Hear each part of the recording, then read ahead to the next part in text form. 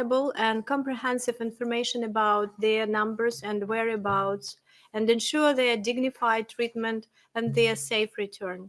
I would like to emphasize that we have the duty to make every possible effort to help the return of Ukrainian deported and forcibly transferred children. And today we discuss the specific steps that can be taken by international communities to reach these goals. I will ask each speaker to speak a maximum of 10 minutes to allow our discussion afterwards. And also, I would like to ask members and participants to limit their questions to 2 minutes. Thank you. And now I would like to give the floor to Mr. Dmytro Lubinets, Ukrainian Parliament Commissioner for Human Rights. Mr. Lubinets, the floor is yours. Thank you very much. I will speak Ukrainian. Please use equipments for translation.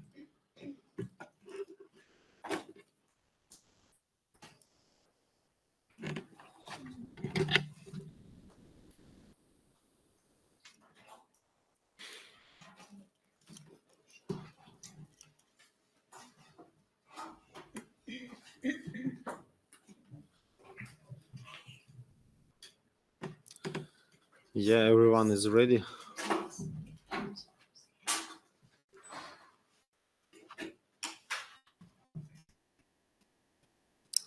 Шановна пані голово та всі присутні, я радий вітати вас та дякую за надану мені можливість розповісти про Україну та воєнні злочини Російської Федерації проти українських дітей.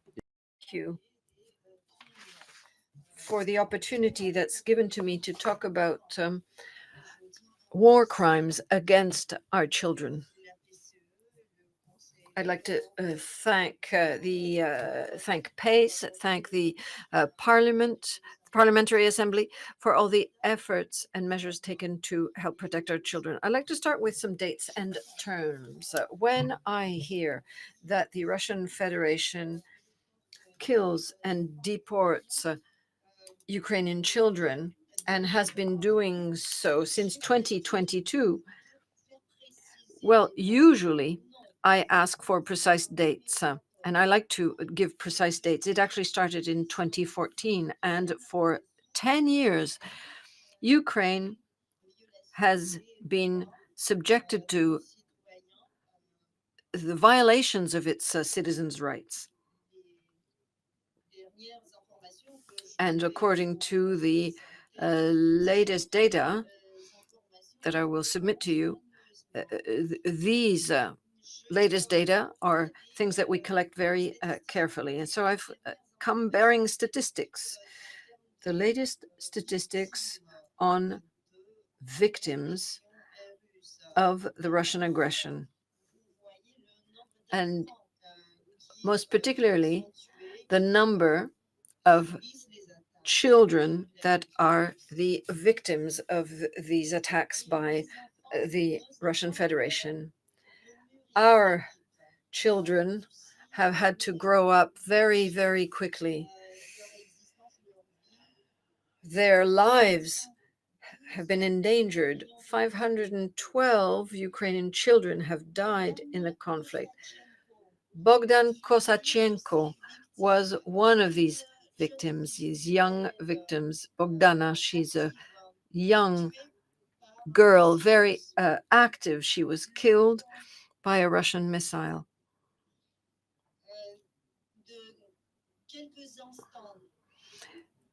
And it just took a few minutes, 2 minutes, for this cruise missile to be shot, and it killed a young girl.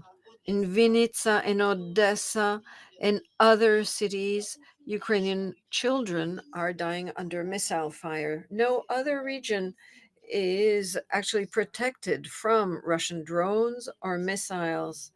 These are being shot every day against Ukraine. These munitions mutilate and injure, and today 1,158 children have fallen victim to aggressions by the Russian state. They have been injured. So I'd like to share with you some statistics concerning sexual violence. There too, the numbers are absolutely terrifying. We discovered cases of sexual violence against even the smallest of children, 4 years of age. These cases have been confirmed by the UN agencies working on the ground, and they occur every day. Unfortunately, the numbers of child victims is on the increase. Children have also been tortured when the Ukrainian armed forces occupy a territory or liberated a place. They discover cases such as that of Vitaly, age 14. It was new to me. He told me that for 10 days he was locked up in a very small space in Kherson, and it was a torture chamber, even designed for torture against children.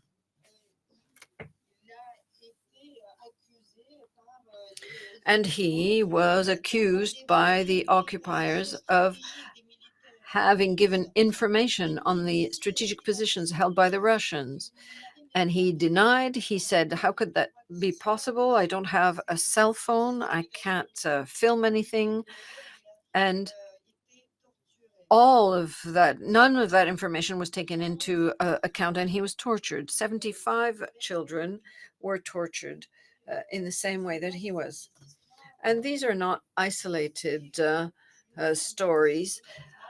We really see a trend, and I think that unfortunately this trend will continue. There are many school institutions that have been damaged, destroyed. The numbers of those schools are very high. There are also hospitals, infrastructures, etc., that have been destroyed. And today you heard a horrible number, 19,546 children deported to the Russian Federation or out of Ukraine. And that's a horrifying number. We know nothing of these children's whereabouts. And in order to get any kind of information, we would first need to know where they've been sent to. So we are working on that. But I can tell you that without international assistance,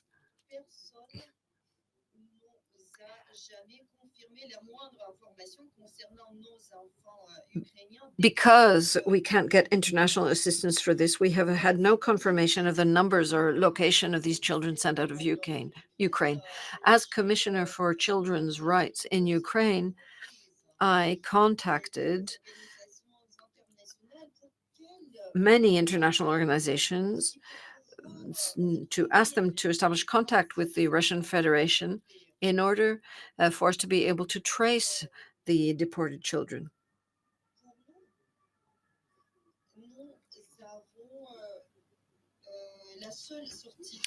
And the only certainty we have is that our children have disappeared. Our children have been abducted and deported. And behind that deportation, there's a big machinery operated by President Putin. He's signed the decree that makes it possible for Russians to adopt Ukrainian children. He signed another decree recognizing the Ukrainian children still living in Ukraine, but in those areas occupied by Russian troops, those children under the age of 14, the decree says they must be recognized as Russian, and often their names, first and last name, their date of birth is modified. They are not allowed to continue being or considering themselves as Ukrainian, of speaking Russian. They are forced to speak Russian and to say that they are a Russian. If they do not obey, they're punished. They are receive beatings. And we know of these cases. There's the case of a young boy who refused to be recognized as Russian, and he was beaten, severely beaten. There are many things that we can do. We can sound the alarm. We can have the actions undertaken by Russia as acts of genocide. There are 5 requirements for acts to be recognized as genocide. So what the Russians are doing deliberately in plain sight can be qualified as genocide. And that includes adoptions. These adoptions are well known and they go back to 2014. So we must put this on the table, talk about it openly. The world has awakened and has opened its eyes onto these horrifying cases and has recognized the 2 persons implicated in these crimes. This is the result of the rulings or bringing the case to the International Criminal Court.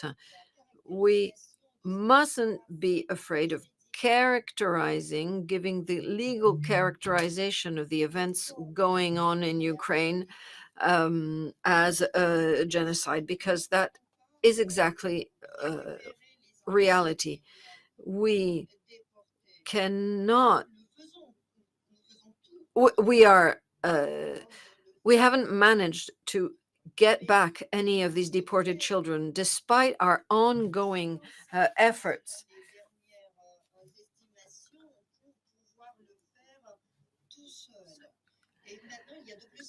Some estimates say that it's going to take up to 55 years if we act alone. Some children were deported without accompanying persons.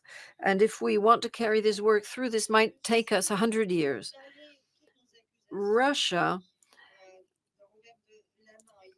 ignores our accusations completely. They are saying that their actions were geared at protecting children.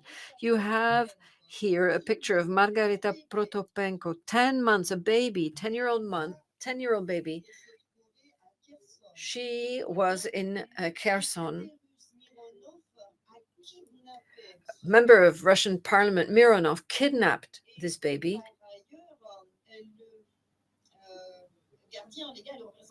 And the legal guardian of Margarita contacted me to help them trace her, as well as her sisters. So we opened our own investigation, started our own tracing efforts to try and find the whereabouts of this little girl. And we discovered that she had been taken to Russia for so-called medical care. But her name now is Marina Mironova. So her ID was modified. Her identity has been modified. And so she was adopted by a Russian parliamentarian.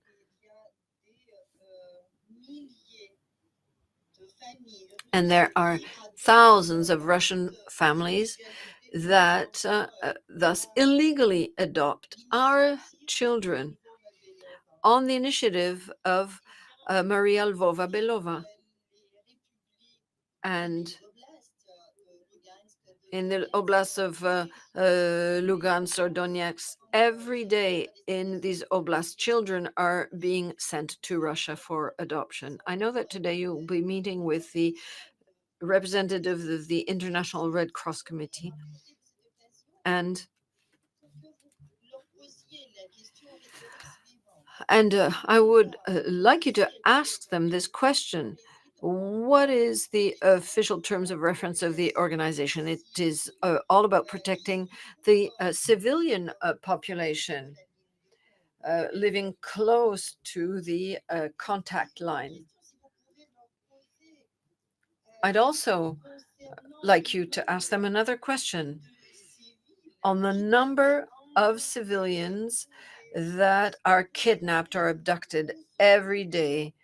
Do you know where the Russian prisoners are located? The Russian Federation has blocked all access to their prisoner camps,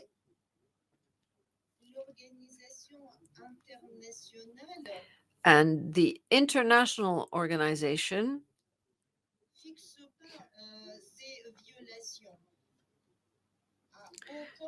has not characterized these violations. I have not seen the organization record these violations, and the organization is sticking to its neutral position.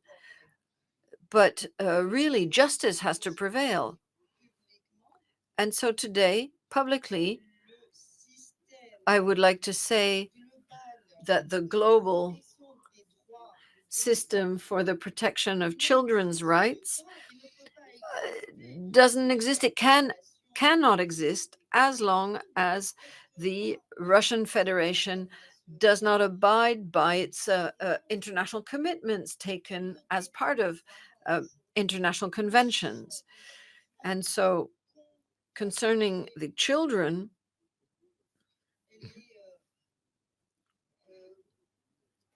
we are trying to contact partners and see what we can do to find solutions. We need effective, real, concrete mechanisms that produce results. So political pressure, diplomatic pressure, for example. But that's not the real problem. The problem is that the country which sits on the UN Security Council as a permanent member goes on cynically killing Ukrainians every day. Now, concerning some of our other activities, now we are not stopping our other activities. Here you see us with some children. This photo was taken on December 6th. This was a successful mission. We were able to locate and return to Ukraine 3 sisters. And the mother of the 3 girls is from the same town where I was born, in the Donetsk Oblast, and it was an honor for me to help her reunite with her 3 girls. You can just imagine the emotions running through the mother's mind and heart, a mother who had been separated from her own daughters for many months. The mother is a soldier.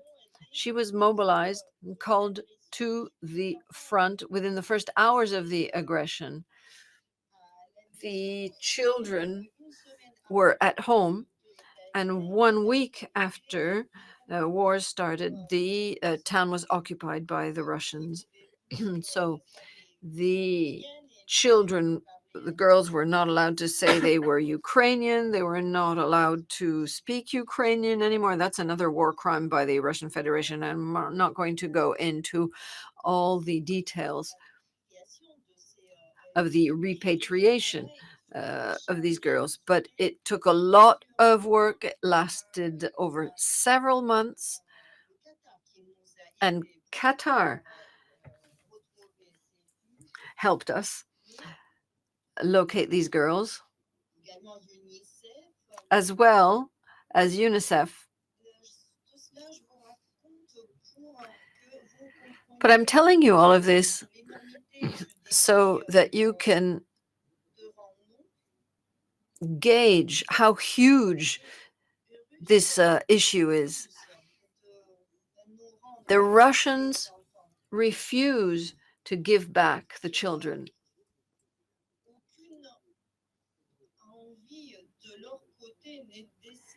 And they have shown no, even the smallest desire to return the children. They are doing nothing to establish contact with us. And in my view, the international community should ask itself this question: what is our priority? Is it democracy? Is it protecting human rights? Or is it seeking some kind of economic benefit? I think that if we really try and find the moral answer, give the moral answer, well, we'll have many countries side with us to try and find a solution. And we had a meeting for the first time in December in Kyiv. We understand the scale of the tragedy.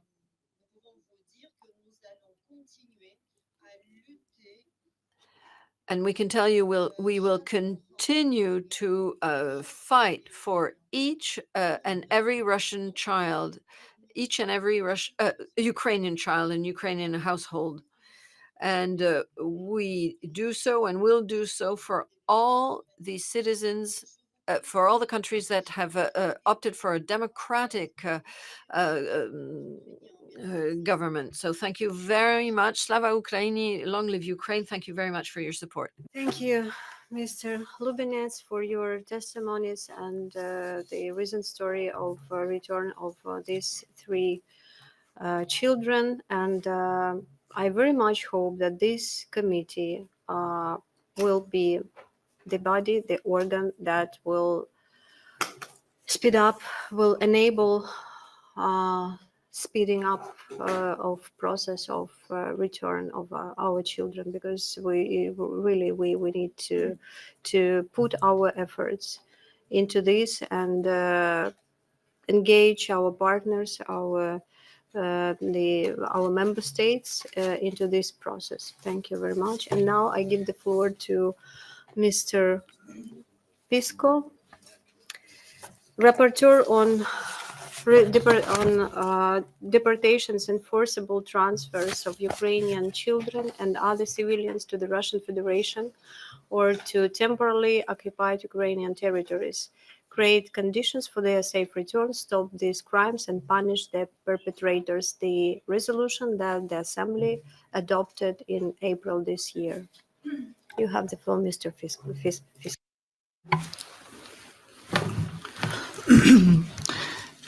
Thank you so much, and thank you for holding this meeting here on the sequence of the report that has been approved in April.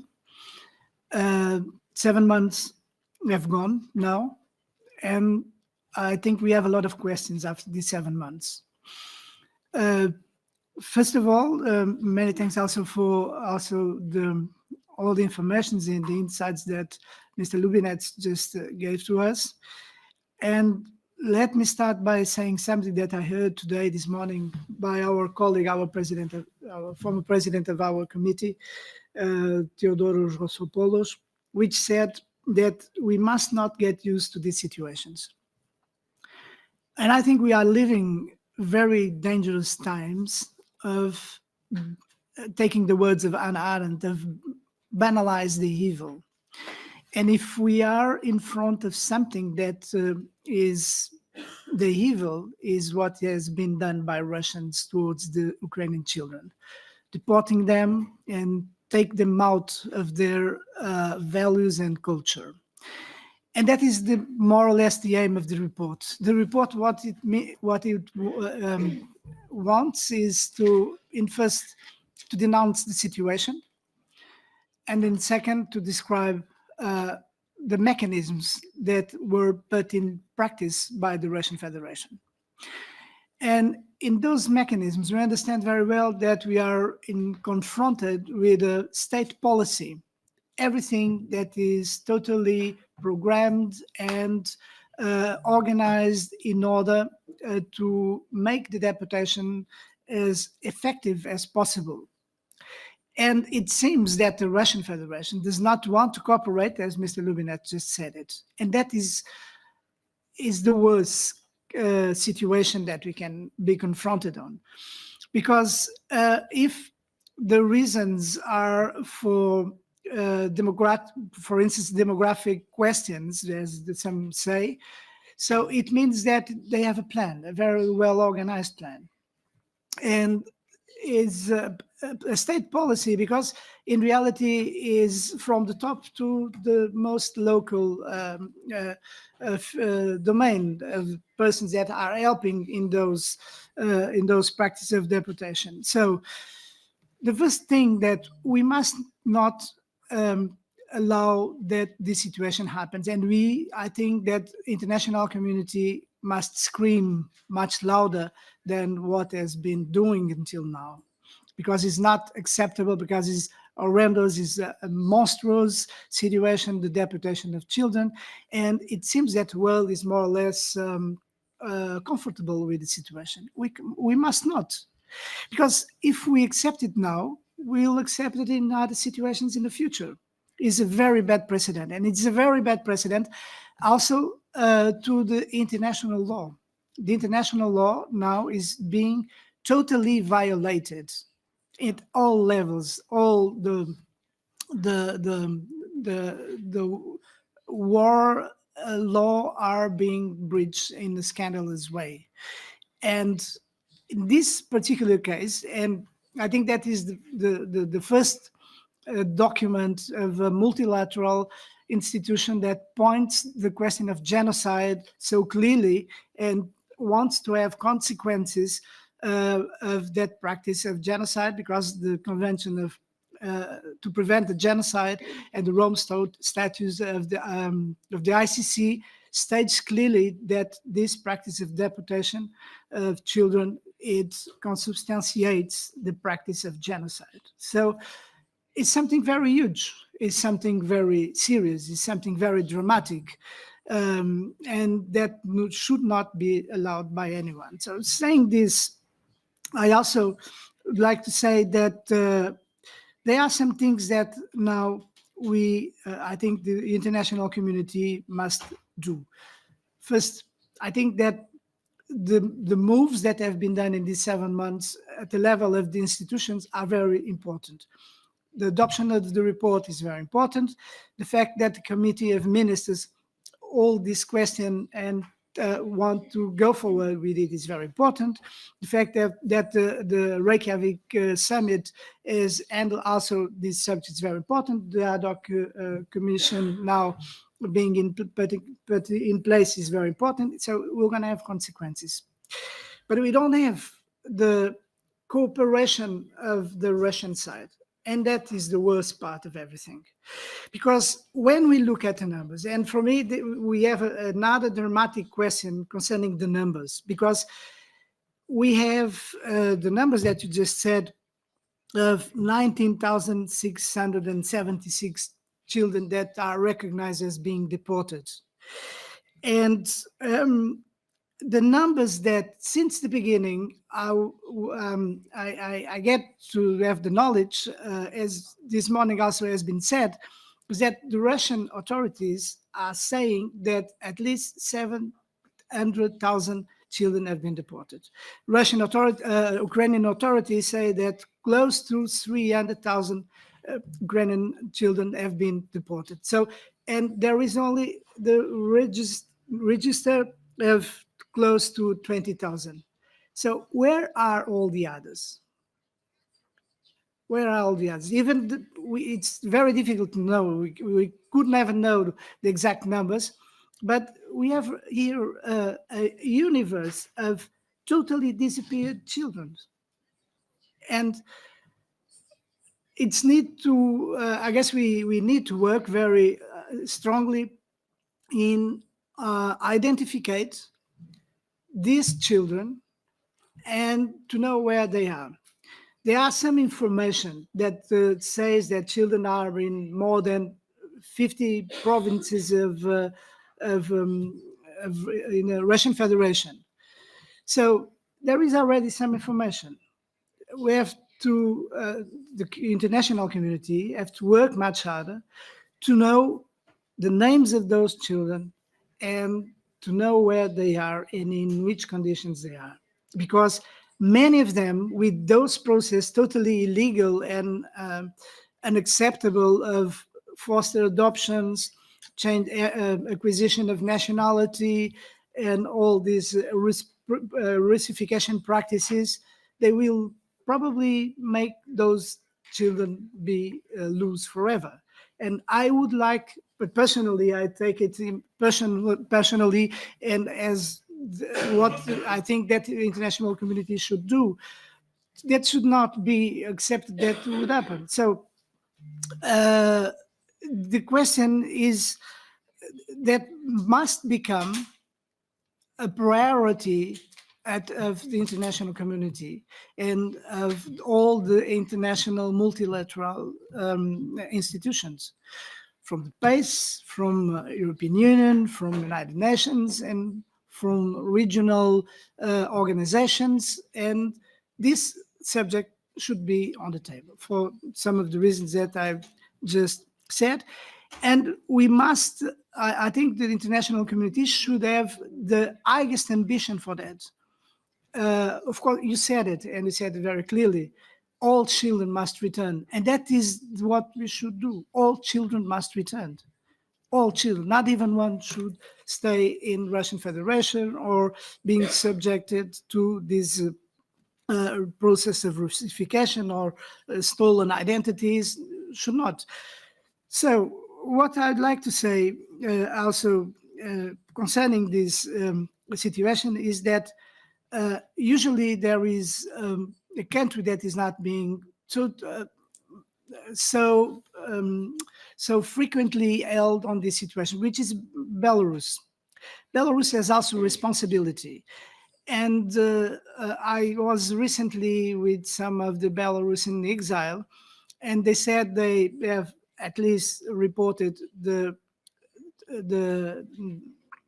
cases of 2,000 children that have been deported, that are in Belarus, and they are documented, and they are trying to do everything to put it also this in ICC, the International Criminal Court, but they are not being succeeded until now. And I think we have to go in every directions that we can to make it accountable and to call the attention of the international community for this. And Belarusian should be also helped in this process of getting, because if there is a breach in the regime of Lukashenko, I think this also would affect the regime of Vladimir Putin. What I think is that the number of children that have been returned is very unsatisfactory, because as more the time passes, more difficult things will become. And so we all must have the sense of urgency in tackling this question, not to let it pass, and we have to go for it with it to our public opinions, because I've been following since the adoption of the report, and what I see is nearly, if we debate it here, but in the public opinion, there doesn't exist. And I wonder, how is it possible that such a monstrous situation, so grave, so serious for the human life perspective, for the values of that are the key values of the international law, are being so neglected like this. So I think we are facing a serious problem because the deportation did not stop, it continues. After all this, the deportation continues. And Russian Federation, as long as I know, is also preparing himself to discredit it, all the efforts that are being done in the sense of denouncing and doing everything to bring the children back to reunite with their families. And also my country, Portugal, has been, there is an essay of discredited because the ambassador, the Russian ambassador at the United Nations, he wanted to denounce the mistreatment of Ukrainian children in Portugal. And everyone said, what's this? What's happening? Because there is not such a thing. And then we realized that there was a way, as I was the author of that report, also to discredit it. They do everything to discredit all the efforts that are being done to tackle the situation and to condemn the Russian Federation and the perpetrators. And also, other moves should be done. In the report, there are only Vladimir Putin and Lvova Belova that are being tackled by the ICC. There are also the reference to other responsibles in the organization, in the structure, that should be also be accountable in this situation.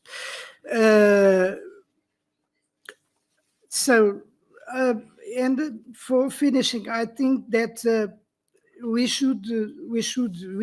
international community, the PACE, do everything we can to have more sanctions related with this situation, to do all the work we can, including with countries that are friends of Russia, because probably they could have better access to them.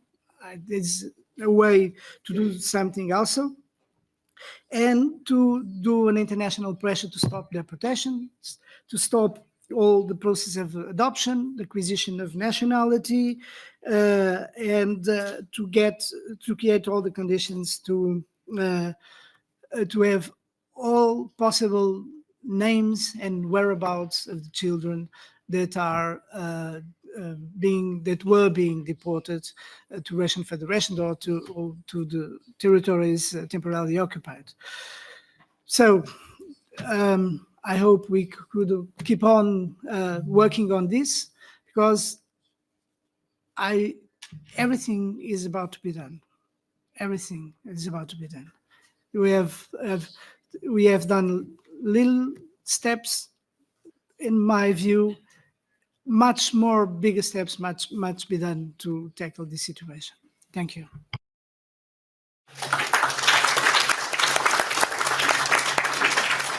Thank you, Mr. Pisco.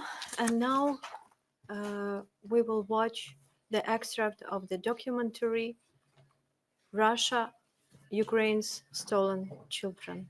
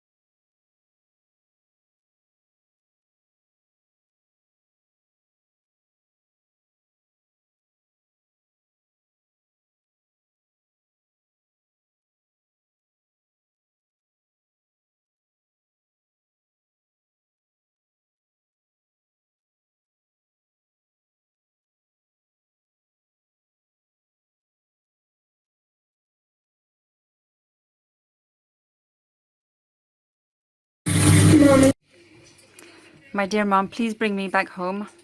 I miss you so much. Come and get me. I want to come home. Anna Kmarska is 12 years old. She's Ukrainian, but for several months now, she's been held against her parents' will in territory controlled by the Russian forces. It's a children's deportation because they didn't bring my daughter back. She went with her school and she never came back. Like her, thousands of Ukrainian children are victims of forced transfers, organized by the Russian authorities. Hi, Mom and Dad. And notably by a very woman, Maria Lvova-Lebova. For Vladimir Putin, she is the Commissioner for Children's Rights, but for others, she is nicknamed Bloody Mary. A policy of child deportation that she openly admits and exhibits on her Telegram channel. The children from these territories are ours, and their future is here with Russian children. Some Ukrainian children are even sent as far as Siberia. What happens to them? To find out, we went there. Once I got a phone call. They said, there are 5 children. Do you want them? But before that, they are hunted everywhere in the annexed cities, directly by the Russian army, as seen in this surveillance footage. They know what they're looking for. Maybe it's not the first time they're doing it. They're looking for records to identify the number of children who will be deported to Russia. Images that this orphanage director had never shown to journalists or Ukrainian authorities until now. When they came, they asked me, where are the children? I think we're talking about thousands of children deported only for the Kherson region. It's called a forced transfer, a forced retention. It is a war crime. It is a crime against humanity. Before coming to Russia, this sibling group, aged 4 to 12, lived separately in various social assistance institutions in the occupied areas of Donbass. According to the parents, they are now living fulfilled lives. But when speaking with Alla, the eldest, one can understand that she cries. How was life at your school?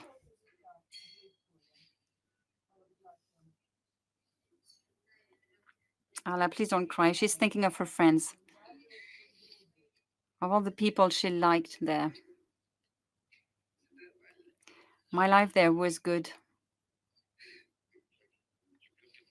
Are you crying because you miss your girlfriends? Have you kept in touch with them? Yes, I can still talk to them. How quickly did you get used to your new parents? No, not right away, but it's okay. New parents. But these children are not orphans. Before being separated from my family, I lived in a small village in the Donbass. You live with your mom? Yes, and with my sister Alicia. I remember when Alicia used to wear nail polish, mom's nail polish. Their mother lost guardianship of her children because of alcoholism 6 years ago. According to Yekaterina and Roman, she will never get them back. If she comes to claim her rights as a mother, she'll get nothing. If she comes to make a complaint, she'll leave on her own, empty-handed. If the mother wants to repent for her mistakes and ask her child for forgiveness, that she can do. But that's all. When we talk to them about the notion of forced transfer of children stolen for Ukraine, the answer is irrevocable.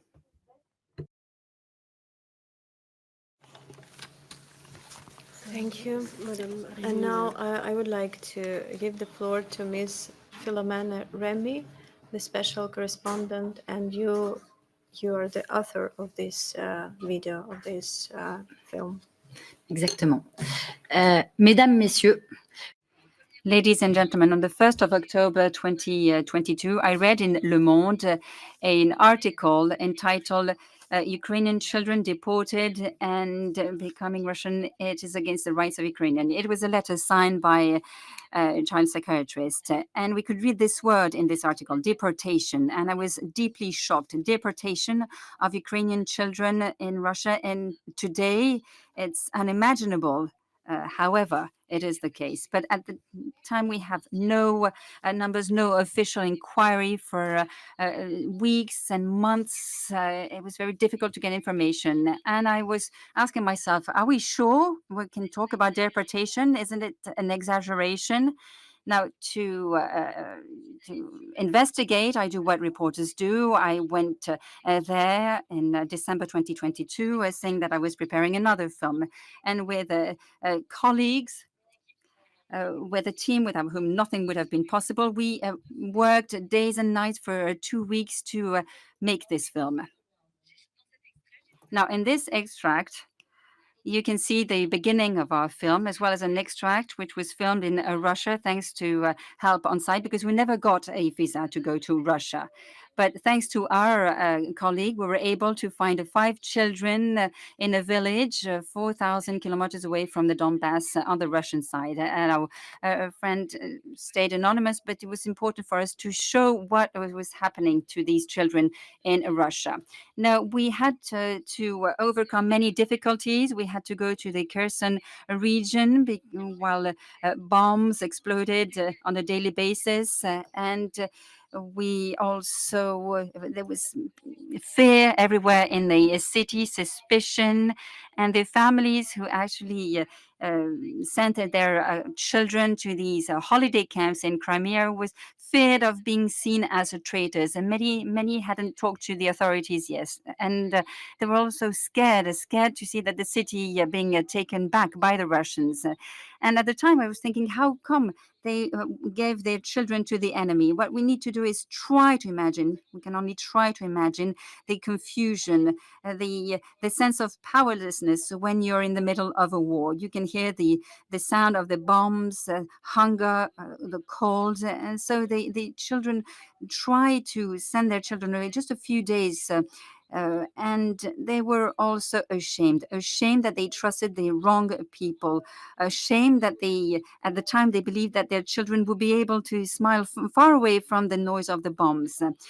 They suffered a lot because they had no news from their children, and they were also deeply ashamed. And this is also what Pavlo Smolyankov felt, ashamed, because when the Russians arrived in his church with his weapons, he had 58 children in his shelter, 58 children coming from social services. And under the pressure, he actually accepted, and he organized a transfer of these children in 2 days, children aged 4 months to 4 years, and we found them on Russian footage. And now he cannot sleep anymore. These children haunt him. And then we also talked to an orphanage director in the region of Kherson, and he actually developed a whole strategy from his orphanage, because he understood well before everyone that the Russians would come and get the children. So he developed false medical documents, and he sent the children to relatives. So when the Russians arrived to get the children, the only thing they could find was documents and registers. But what was really striking when we met him is when I asked him if there were any footage from the Russians coming, he said yes. He had video footage that he had never shown to anyone, neither nor to journalists or to the authorities. Was it because he was scared or he didn't trust anyone? It's difficult to say. And on these video surveillance footage, we can see that the Russian army forces have a strategy, and this man is a real hero. And finally, we were able to meet some of the children who were able to come back from this so-called holiday camps, thanks to this NGO Save Ukraine. These children received cell phones and new clothes. They told us that they went to see shows every day. So for these children, lots of events were organized, and they were told that they should forget their culture and become Russians. But despite all the gifts they got, they admitted that very quickly they understood that something was not quite so right, and they feared they were scared not to be able to go back home, because some of them will be adopted, and what will happen is very difficult to understand. Their names, their surnames will be changed. Where they were born was going to change. The date of birth will be changed, which means that, whole records are going to made out of nothing. So we have Ukrainian children with a Russian name, a Russian surname, with a new date of birth. How will it be possible for these children to find their family, Ukrainian families, in 10 or 15 years from now? So well, when the people say that deportation is not the right term, I say no, it is deportation.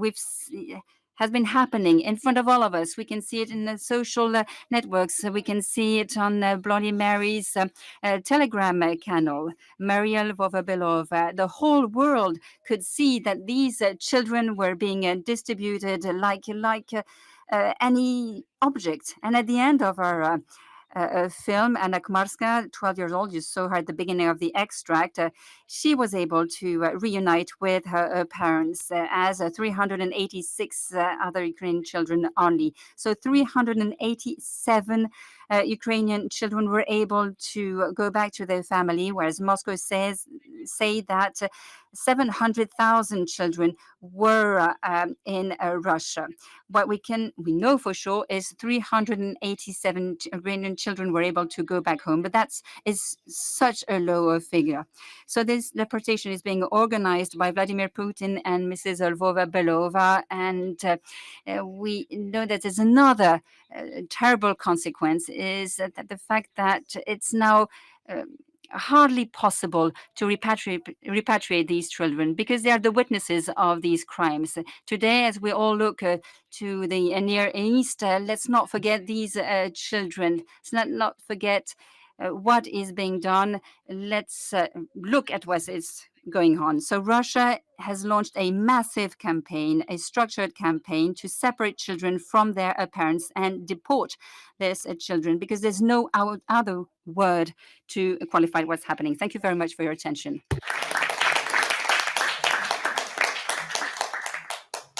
Thank you, Ms. Remy. It's heartbreaking what you are talking about and what we have just seen.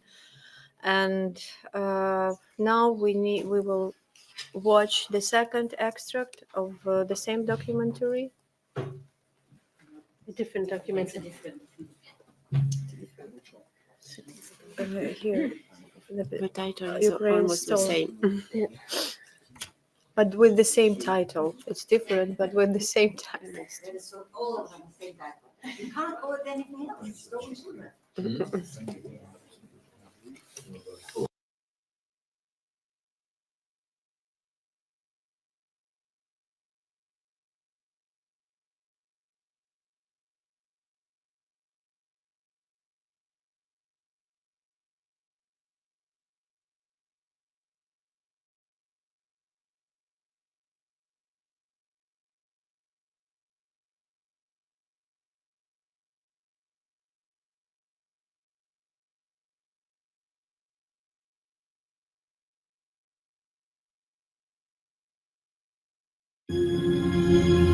Он хотел попасть домой.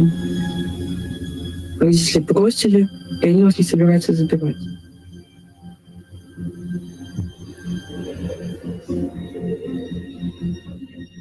Больно было так же.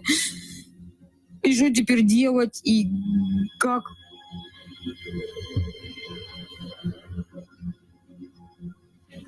Почалася, я би сказав, депортація людей. Вони почали вивозити всіх дітей зі шкіл, з технікумів, з вузів. Они ему сказали: не хочешь по-хорошему, мы тебя силой вывезем.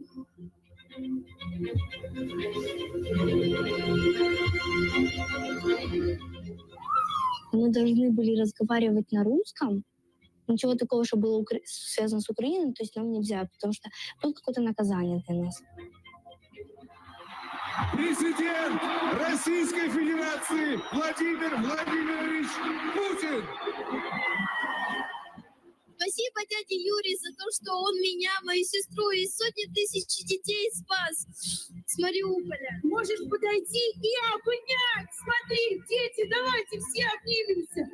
Посмотрите, вот он, тот, кто вас спас.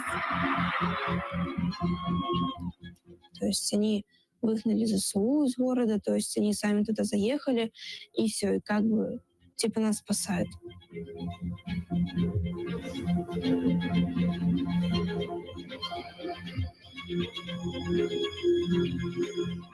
Наши российские граждане, они, конечно, с большим сердцем и, в общем, уже выстроились в очередь брать детей. Мне кажется, нужно думать не о бюрократических проволочках, а об интересах детей.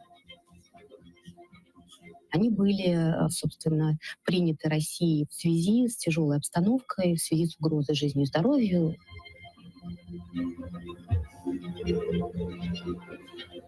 Нас там мозги заговаривали так, чтобы мы не ехали, чтобы мы были против Украины. Мы сделали наш исторический выбор быть вместе с Россией. И мы чувствуем поддержку нашего президента Владимира Владимировича Путина.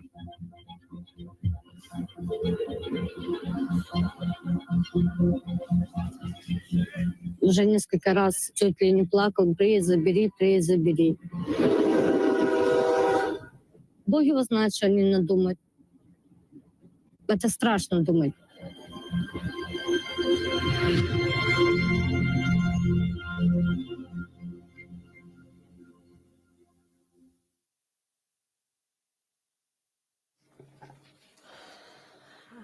And now I would like to give the floor to Ms. Shahida Tulaginova, filmmaker of Ukraine's stolen children. Thank you very much, Madam President. Ladies and gentlemen, thank you very much for inviting me to speak here. Could the speaker kindly turn on the microphone and turn it towards her mouth? Thank you. Microphone, please. And turn towards her. Thank you. Who worked really hard helping me to make this film. And thank you for your efforts and passion, hard work to bring your children back home. I've been covering the war in Ukraine since 2014. I was mainly working in the eastern part of Ukraine in Donetsk and Luhansk. And while I was working there, I mean, my colleagues already seen that kids are being removed to Russian Federation from those areas. Later, these territories became so-called Donetsk and Lugansk People's Republic. So when this current invasion started, it was not surprise, at least to me and the veterans, what we call the journalists who covered this war since the very beginning. But what surprised us was the scale. We didn't expect that a massive deportation of the children to the territory of Russian Federation. The scale was a shock. I was working on the film for over a year, and I am still in touch with all the kids and families in this film. And I made my special trip to see Maria Lvova, who Ms. Ramin called Bloody Mary, to Moscow to address the issues and accusations against her made by the International Criminal Court. She was very dismissive of everything, of course, as you imagine. I'll quote her a bit later in my report. From my years, long years of experience working with the countries like Russia and in Russia itself, I would say that this country is centralized and its bureaucracy working very well. I do strongly believe that they have the lists of all the children, but they will not be forthcoming to give this list to the Ukrainian side, because they can use these children as political hostages to manipulate in negotiations. This is a political currency for the Russian Federation and nothing else. They are also playing a PR campaign back home, trying to appease the domestic audience, saying that they're saving these children from so-called Ukrainian Nazis and boosting the support of the domestic audience for so-called special military operation. Because when you talk about kids, people respond. Ms. Lvova was on my question about forced passportization. She said that we're just trying to give Ukrainian children equal rights with Russian children while we're temporarily hosting them, which is not exactly the case, because there is no dual nationality in Russia. You can be either Russian or Ukrainian or something else, but you cannot have two passports. So this is utter lie. By giving them Russian passports, they're effectively denying them of their Ukrainian identity and right to become Ukrainians again. And we have Ukrainian state prosecution here to confirm what I'm saying. They're trying to assimilate the children, and they're sending them to foster care. Ms. Remy already mentioned the case of the foster family who fostered children. In the private conversations with me, the Russian foster families, in an anonymous basis, confirmed on several occasions they actually were forced to take the kids. They are professional fosters who have like 6, 7, whatever, 8 children. They wanted to take, like, for example, 2 small girls. All of a sudden they'd get a phone call, you're taking 4. Why? Because they're siblings. Because it's a family, we cannot disintegrate them. They have to take 4 children. The family didn't have capacity to host all these 10 children now, but nobody asked them. So my so-called opinion poll with the Russian foster family make me think that the Russian foster care has a compulsory and administrative nature. Therefore, I don't think these people do it because they want to, because they have to. And as we know, in the Russian Federation, you cannot say no to the authorities, but you have to be forever grateful to them for the privilege of hosting children from Donbass, who actually, they maybe don't want to. In one of the interviews, one Russian foster mother said that, I don't care if they're Ukrainians or not Ukrainians. Do you expect me to sing Ukrainian songs in my house with them? Do you expect me to read to them Ukrainian fairy tales? No. She went even further, which is actually very shocking. She's like, I love children. If I end up in Central African Republic or South Africa and I like the black boy, I'll take him. I don't care.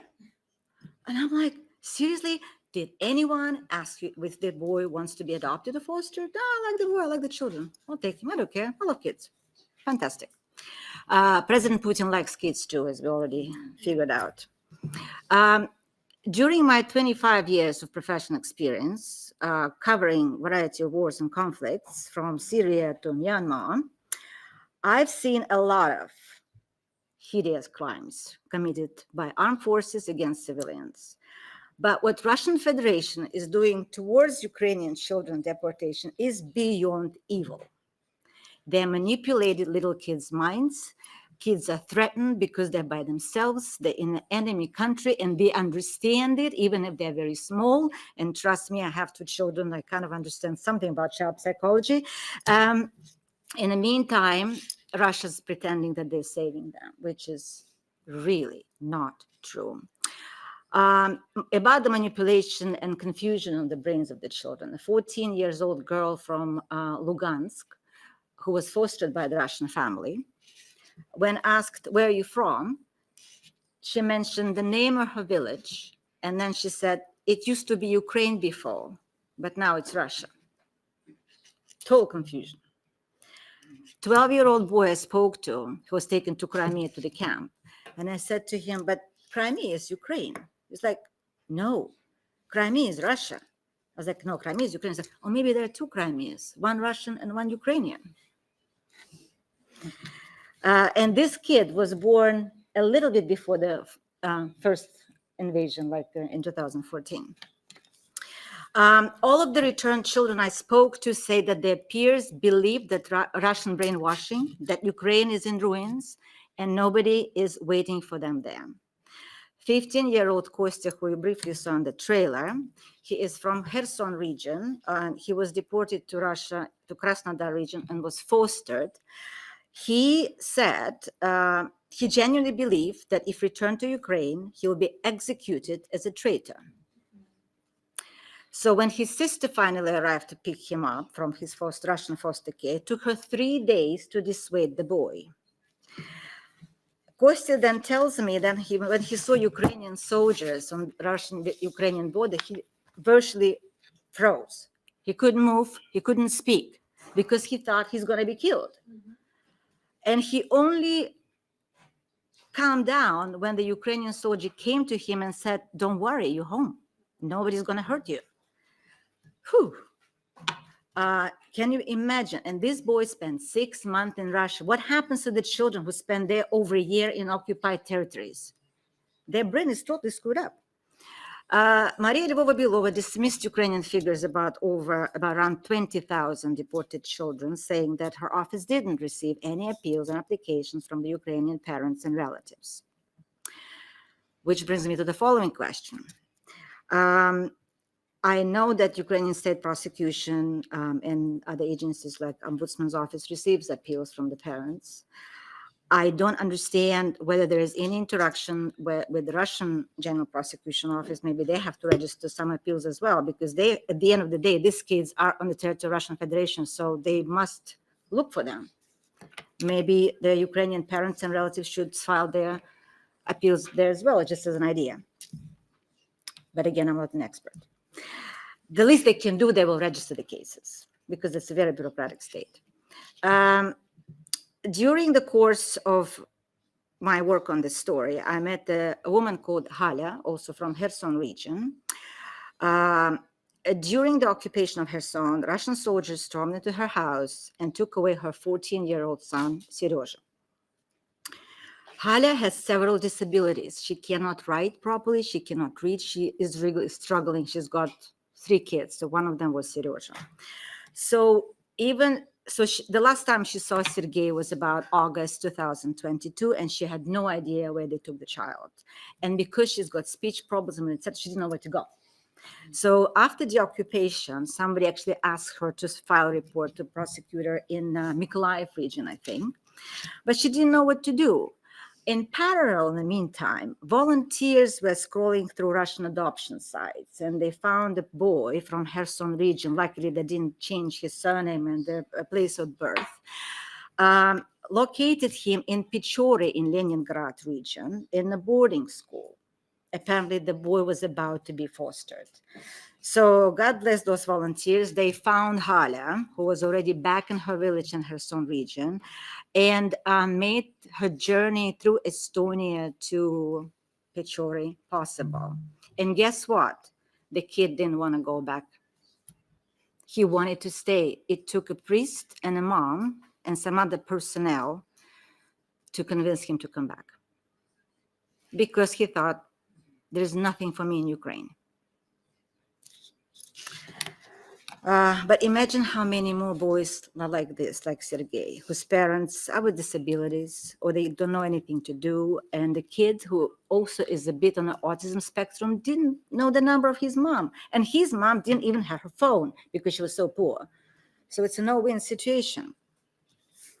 I'm also aware of the fact that some parents and relatives are reluctant to appeal to the official government authorities about their missing children because they try to avoid to be stigmatized and accused in being collaborators with the Russian authorities, Russian occupational forces in where they are. So they're trying to go a back way through volunteers, doing it very anonymously. So that is the case too. So maybe some of the numbers which you have reflect those kids. I know that a lot of parents who manage to go from occupied territories to Russia to rescue their children don't come to Ukraine, they go to Europe. So are these cases registered or not? I don't know. But that is also the fact. Non-governmental organizations, charities like Save Ukraine and Magnolia and etc., they're working very hard to find ways to bring children back, as well as, of course, esteemed Ombudsman's office. Most of the children who returned are the ones who have at least one parent or some sort of close blood relative, because otherwise Lvova-Belova said she's not going to give kids back if there's blood relative is not blood relative, and she's very strict about that. However, the bigger problem is with so-called institution children, children who are orphans, children who belong to boarding schools, so some sort of rehabilitation centers and etc.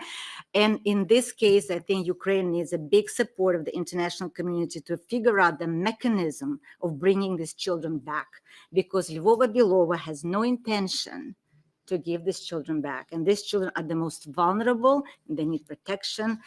and they need to come home, unless otherwise you would have an army of those kids who are now fighting for Donetsk and Lugansk, so-called People's Republic, against their own country. And this is the case. You saw the case of Denis, who was praising President Putin. This is the boy who was trying hard to bring back, helping his relatives, but at the end he refused. He totally refused, and I think he was absolutely brainwashed. So one of the arguments Russian side spells out against the return of the orphans to Ukraine is that, quote unquote, Lvova Belova, they have nowhere to return to. Ukraine doesn't have places to accommodate them. I heard it several times, and every time I hear that, I want to say it's not your bloody business. Those are not your kids. However, there is a thing which I actually faced when I was making this film, is there should be a system of rehabilitation of these children, not only psychologically, but medical assessments, educational needs. There should be a program, especially children aged 14, 15, 16, 17. They need help. They need to study, they need to have some skills, they need somewhere to live, because some of them don't have any relatives. So here is where European countries in the world can help Ukraine to perhaps work on the program. So it's not an ad hoc basis as it is happening now, but has a systematic approach. I'd like also to say that once Ukraine will continue to deoccupy its territories, we'll face an even larger number of deported children. And I think we need to be prepared for it, because like we saw from Kherson and Kharkov, Russians are going to be hoovering these children to Russian Federation. And then return of these children is going to be yet another headache. So I assume what we have in occupied Zaporizhia, occupied Kharkov, occupied part of Kherson region, a huge number of children. And I don't think we have any clear idea what exactly is happening. But all these children have Russian passports by now, because they're forced to. They all go to Russian schools, and little ones are totally brainwashed, because little ones absorb the propaganda very well. And Russians are considering them as their children. One of the criticisms Lvova Belova's office,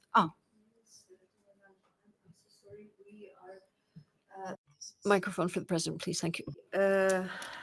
Again, it's heartbreaking, and I don't think we will, it's enough time for just to have one committee meeting. So I'm sorry, I need to give a floor to other speakers as well. And could you just...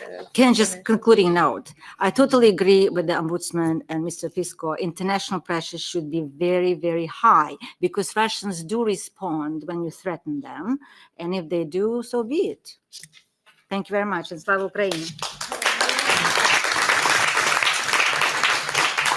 Thank you. Thank you for your testimonies. And now I would like to give the floor to Ms. Litvinova and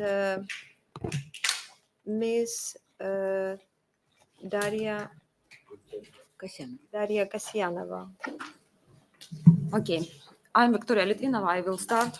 Dear Vice President Khomenko, members of the ad hoc committee, respectful speakers, and audience.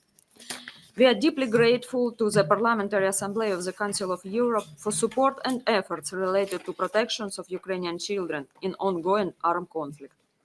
As noted in PACE resolutions 2495, forced deportation and transfer of Ukrainian children, change of their nationality, and forced adoptions are prohibited under international humanitarian law, human rights law, and international criminal law. This practice amounts to war crimes and crimes against humanity, and very well could reach the threshold of the crime of genocide. We all know that the ultimate goal of Russia is to deprive children of their Ukrainian identity, to fully implement a Russification policy. So, what can be done by Ukraine and international community? With your permission, I would like to focus on two aspects. First, accountability track for the forced deportation and transfer of Ukrainian people. And second, initiatives and mechanisms for safe and unimpeded return of our children. Accountability has both a punitive and preventive role. Russia, as a state, should bear full responsibility for planning and implementing a policy of persecution against Ukrainian children through the UN Inquiry Commissions on Ukraine, resolutions of international and regional organizations. In parallel, Russia should be pressed to remedy existing situation via full restitution, a return of all deported Ukrainian children. Let me also stress, next slide please, that Belarus should also be held responsible for aiding Russia in its violations. Recently published a report of the Council Observatory and partners, Yale Humanitarian Research Hub, describe involvement of Belarus state officials in Russia's policy of deportation Ukrainian children. We shall hold individuals responsible for planning, organizing, and carry out the forced transfer and deportation practice labeled before international tribunals and national courts. As noted by previous speakers, this process is ongoing before the International Criminal Court in Ukraine and in Ukraine. The Office Prosecutor General has already issued 3 suspicion notices, including 1 member of the Russian Parliament. The Office Prosecutor General, as primary duty bearer, will continue investigation of the forced deportation and transfer of Ukrainian children into Russia in order to ensure full accountability for such crimes.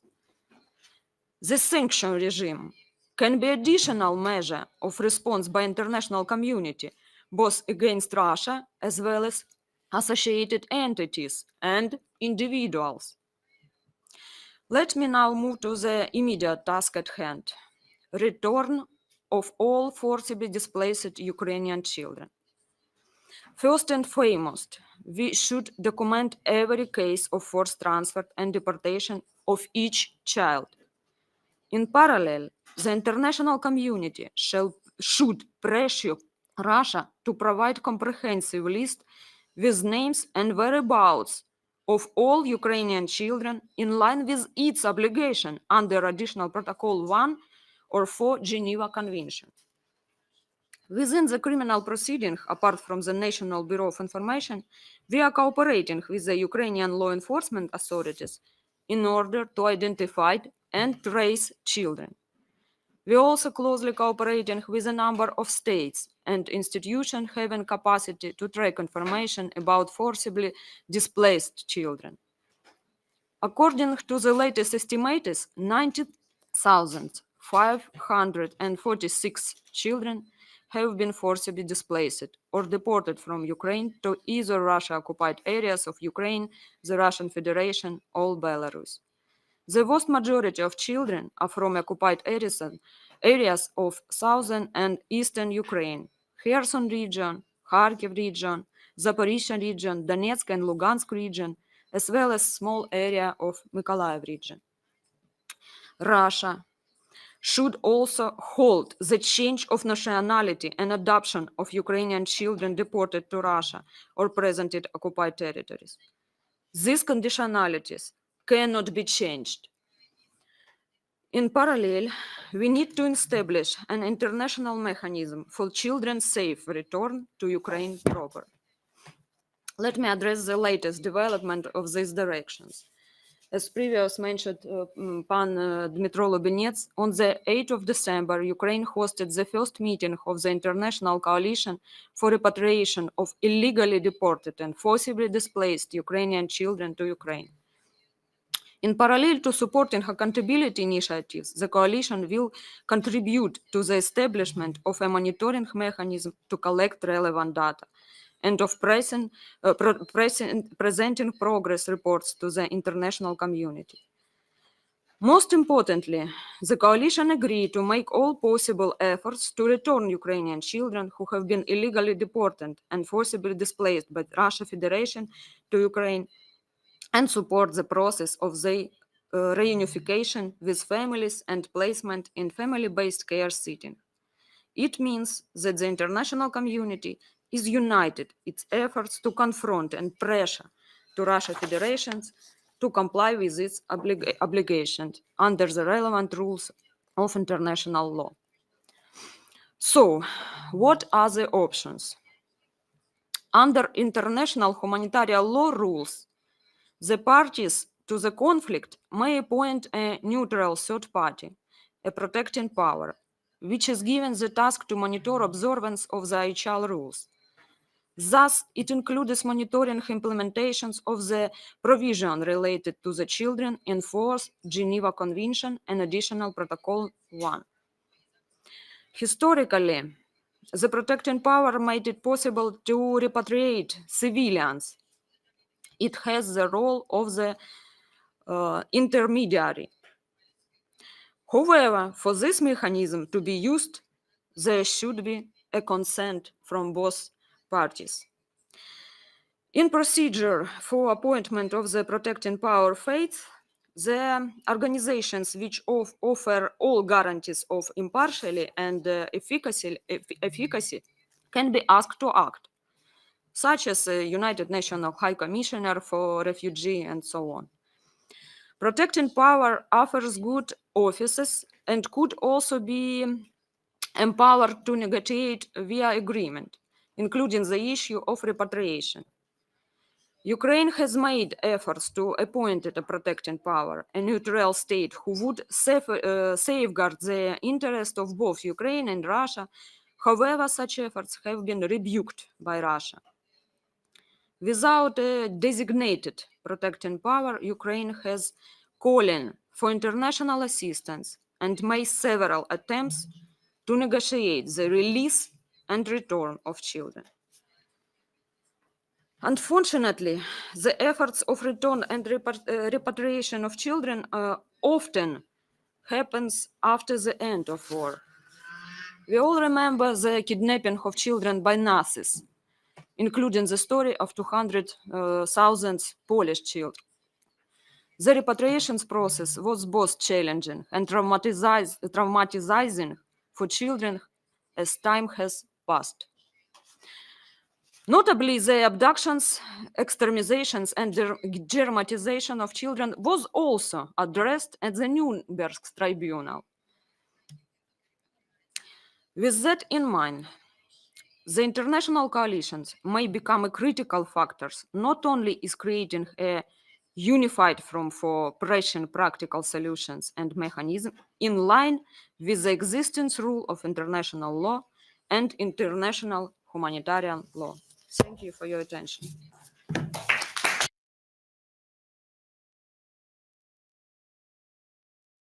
Thank you, Ms. Litvinova. And now I would like to give the floor to Ms. Daria Kasyanova, the representative of Ukrainian Child Rights Network, SOS Children's Villages, Ukraine.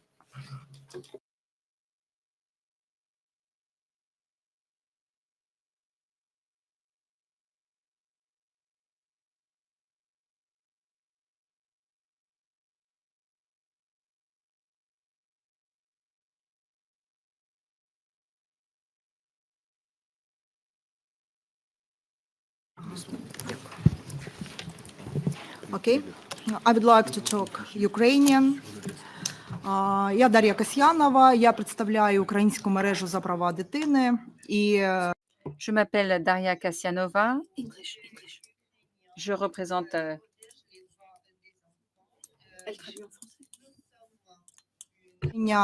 допомагала державі вивозити наших українських дітей. So my name is Daria Kasyanova. I represent the Ukrainian Child Rights Network. And we're doing our utmost to protect as well as to repatriate children.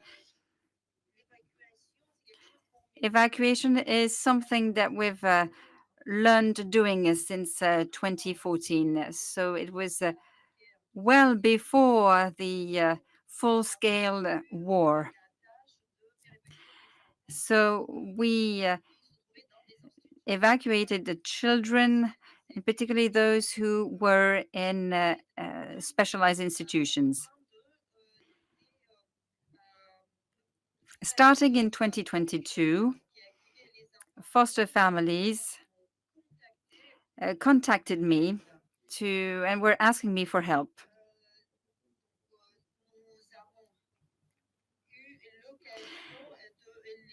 And we were able to help these families. We're talking about children aged 4 to 17. This group of children were located in Melitopol.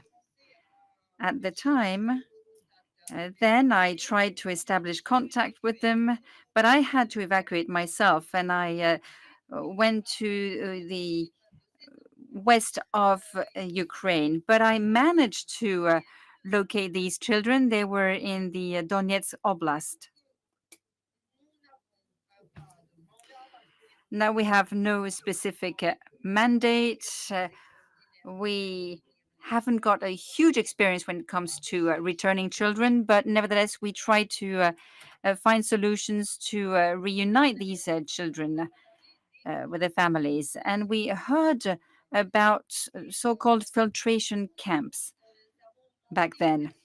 And we asked one person to go there and to try to locate these children and help them come back. We prepared documents. We found a mother who was volunteer and who was ready to go to Donetsk. She went there to meet with the representatives of the de facto authorities. So we asked for a meeting, but the answer we got was no.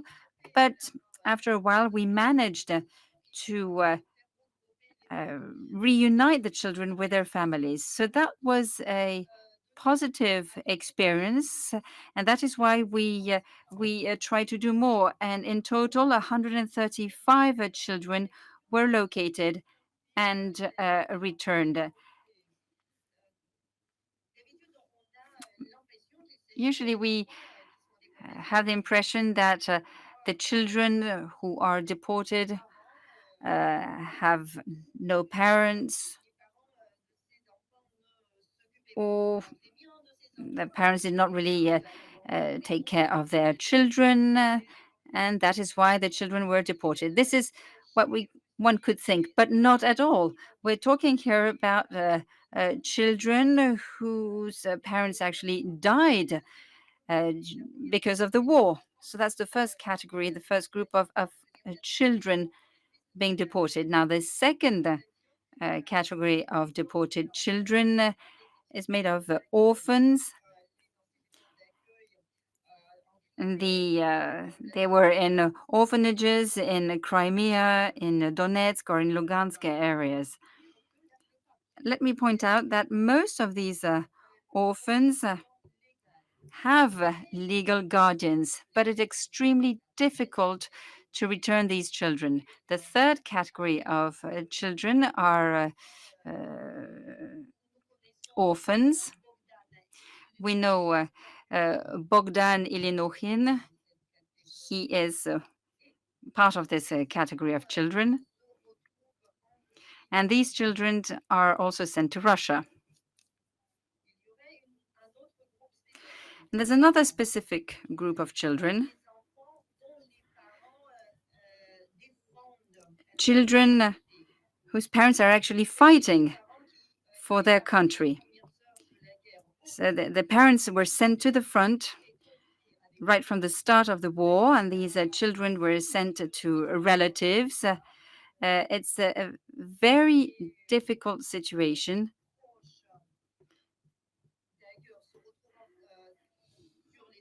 And the relatives often live in occupied territories. They were brainwashed, and sometimes they actually accepted to become Russians. Now, you can see on the screen a map of the Kherson Oblast. We have many children coming from this region of the country, and they were abducted and sent to Russia. Now, if you take the city of Kherson, for example, there we have a grandmother who took care of a 17-year-old.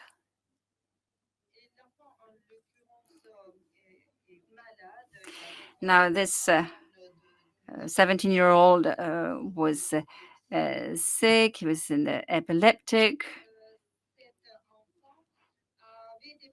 And he was sent to a specialized institution. And when the war broke out, he was in Crimea. His grandmother went to Crimea to pick him up, but she was told that she needed to show documents translated into Russian and certified. These documents were necessary to have access to her grandson. So she needed to collect all the documents. It took weeks. In the end, these documents were accepted. And then the grandmother said that she needed to organize the return of her grandson. And once her grandson was back, he was sent to hospital, and he spent a whole month in the hospital because he was deeply traumatized. There are what we call discussions, that's what they say, but these discussions on the frontier between the two countries can actually last 8 hours. It's a real torture for the children's legal representatives. And during the filtration processes, the parents are sometimes requested to take off all their clothes. These situations are highly humiliating. It's very difficult.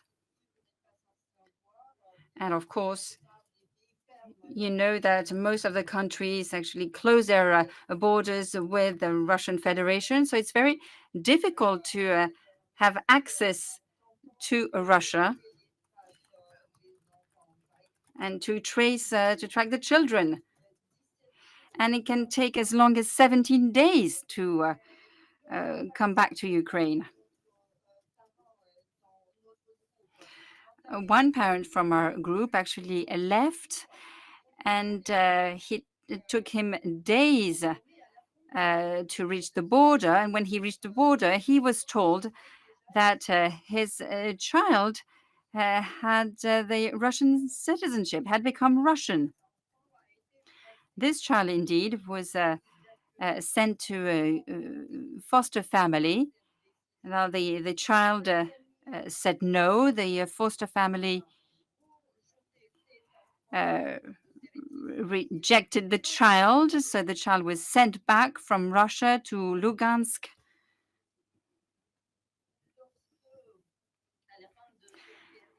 And in the end, when the family was reunited again,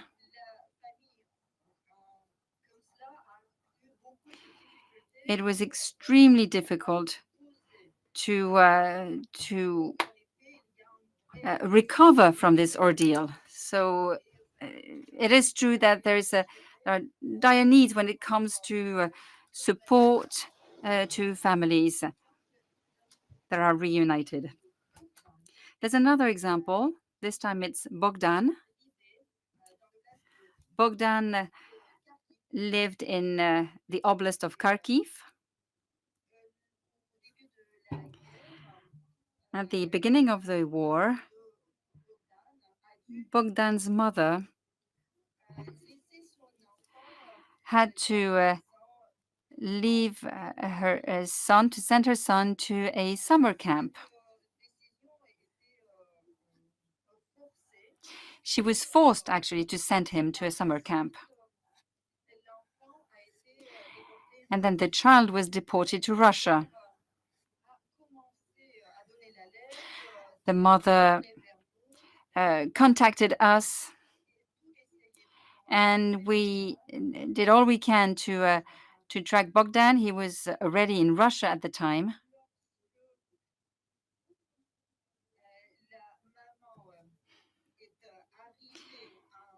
And when the mother arrived in Russia, she learned that her son was sent to 3 different places. So I'm saying this just to tell you that it's very difficult to find these children, to locate them. And we have hardly any time. The time really plays against us, because the longer we wait, the more likely it is that these children will have their identities changed. Now, the beginning, the children, when they're abducted, they have the feeling that they are Ukrainian. And then as time goes by, they feel more and more Russian, which means that it's even more difficult for us to locate them.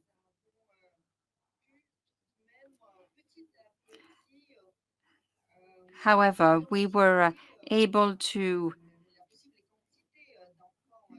estimate the number of children deported. We believe there are more than 19,000 children deported, but these are just preliminary numbers, and I'm afraid these numbers will only go up. Now, what are the problems that we encounter once the children are back? Well, these children need long-term psychological support. They need to be reintegrated into society. And this is so demanding, so difficult, that legal representatives feel discouraged.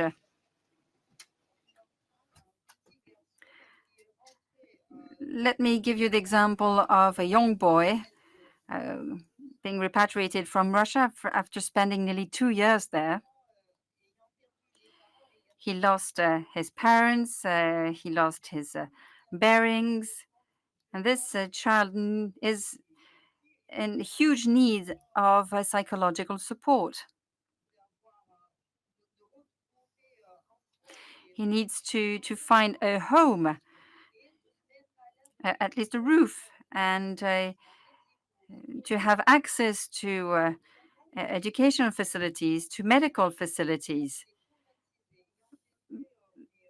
This child was traumatized, was taken away from his roots, and really lived in the middle of propaganda. So of course it takes time for this child to recover and to be able to go back to school. So what about our proposals? I'd like to really be very pragmatic. Unfortunately, as there is no efficient mechanism, because actually we need to invent a brand new mechanism to support these children. But what I can suggest here is to create a hub in a third country. In Poland, for example, it would be a rehabilitation center to which we could send the children that we repatriated. We should first of all register these children, to write down the ordeal they went through, and get all the information we need to either locate their legal representatives or their parents.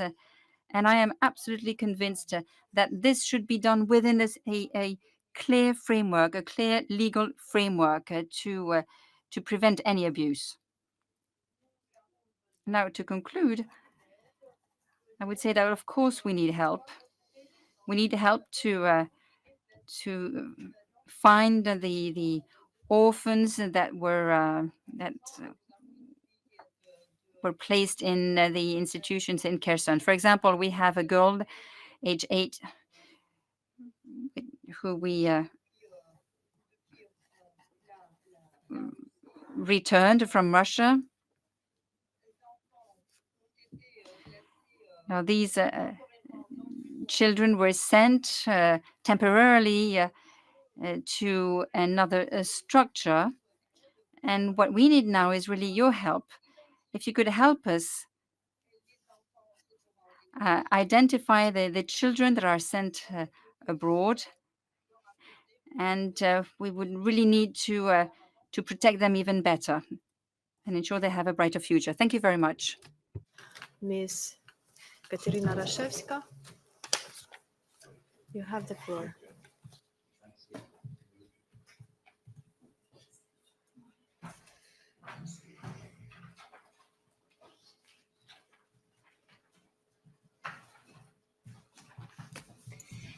Distinguished audience, ladies and gentlemen, it's a great pleasure and honor to be there, especially having regard to our previous cooperation with Council of Europe, mostly with the European Court of Human Rights, but also with special representatives, as it was Paulo Pisco.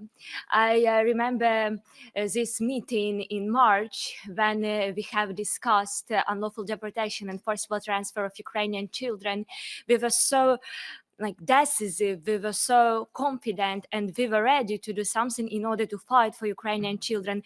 It was for the first time when at the regional level, representatives of different countries agreed that crime is not only in unlawful deportation, but also in unreasonable delay in repatriation of Ukrainian children. In its resolution number 2495, the Parliamentary Assembly of the Council of Europe called on the Russian Federation to ensure safe and immediate return of Ukrainian children, all unlawfully deported and transferred from our country.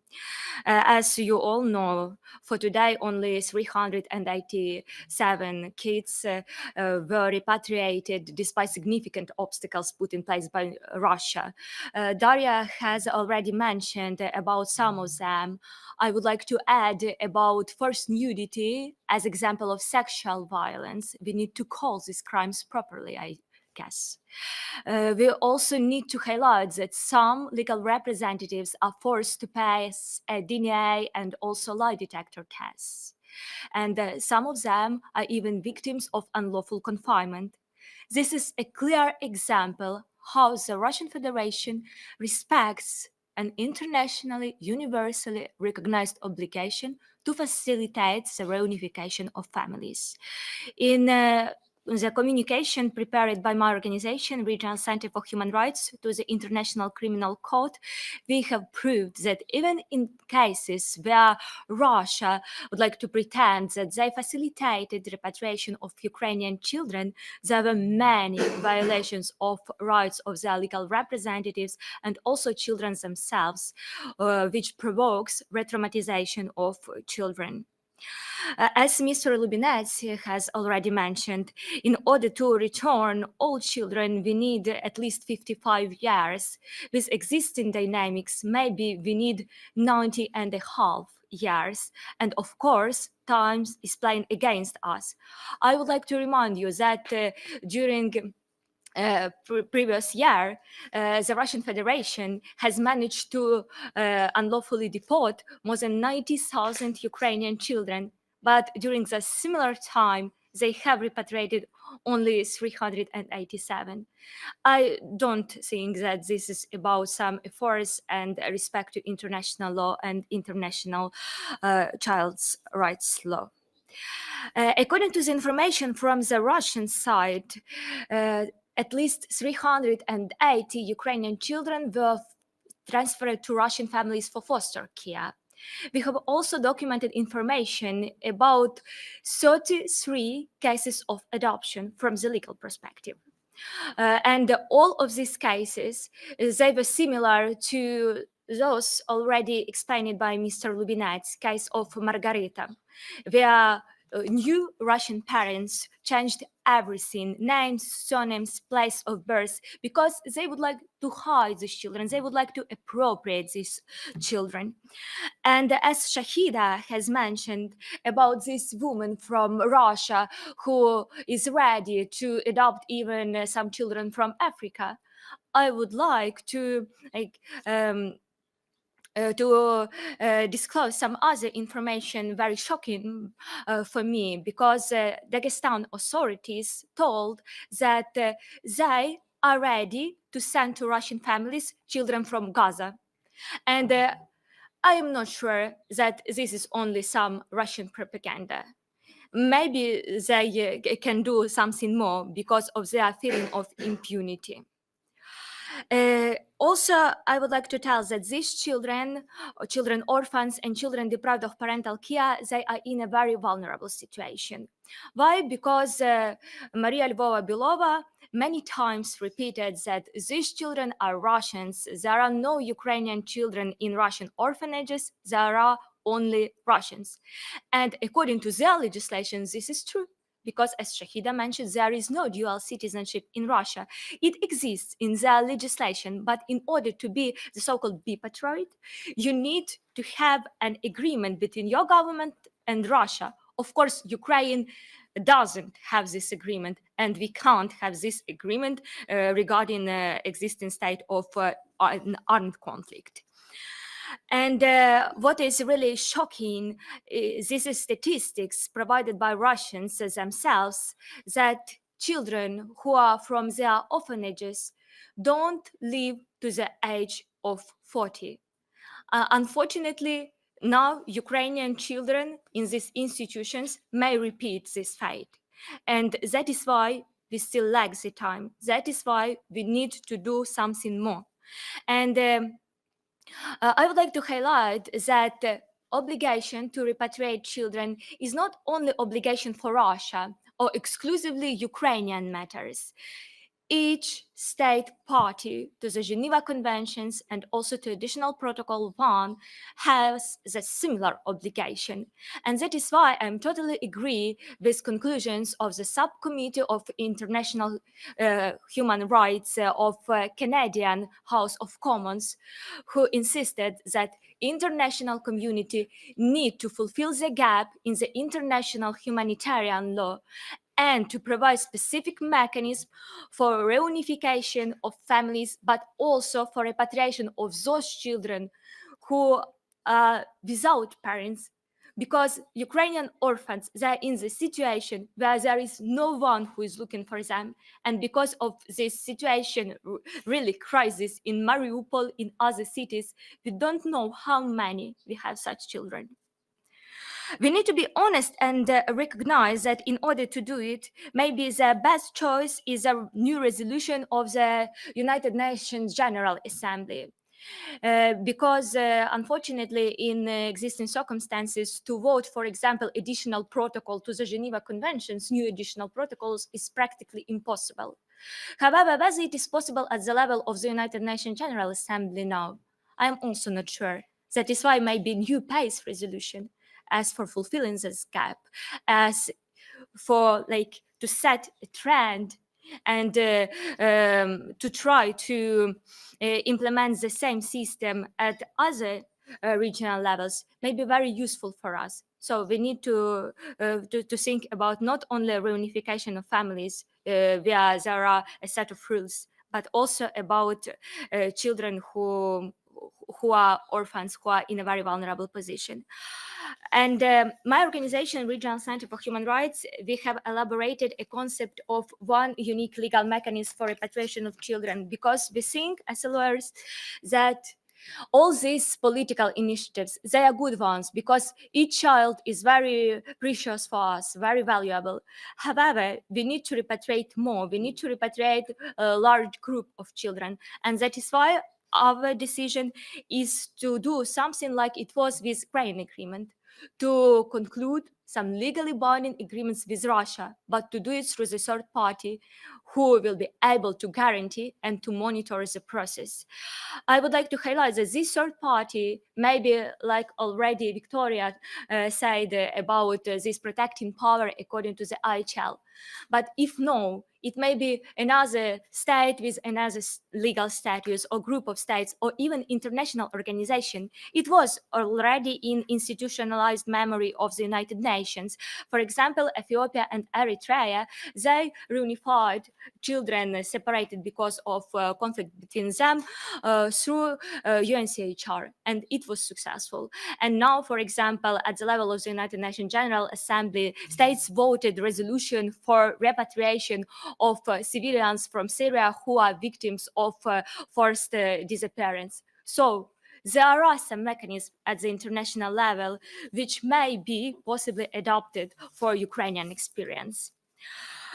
Today, I have already mentioned that time is playing against us because children, of course, they are growing because other conflicts are erupting with a new force, but also because our children are victims of many other violations of their rights. Forcible mobilization, some children started obtaining summons to Russian army in Russia, who are now in Russia. Also, we are talking about forcible passportization, we are talking about possible sexual violence, and maybe even trafficking in human, because as you know, in 2022, Russia was included into the list where the risk of human trafficking is so high.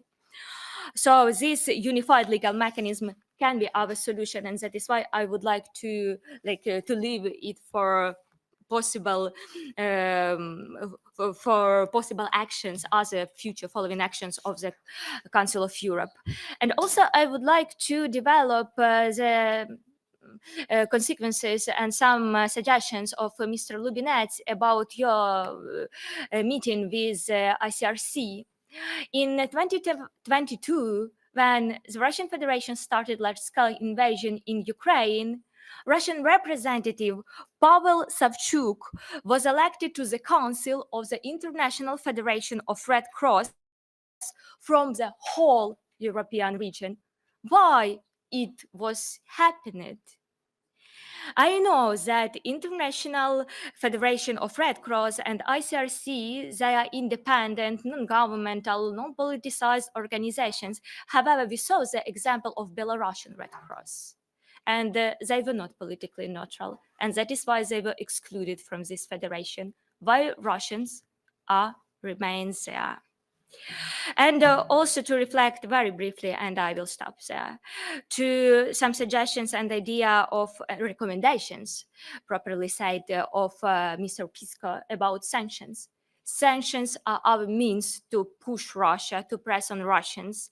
However, we need not only to implement new sanction regimes, but also to monitor existing sanctions, because sometimes they are not enough.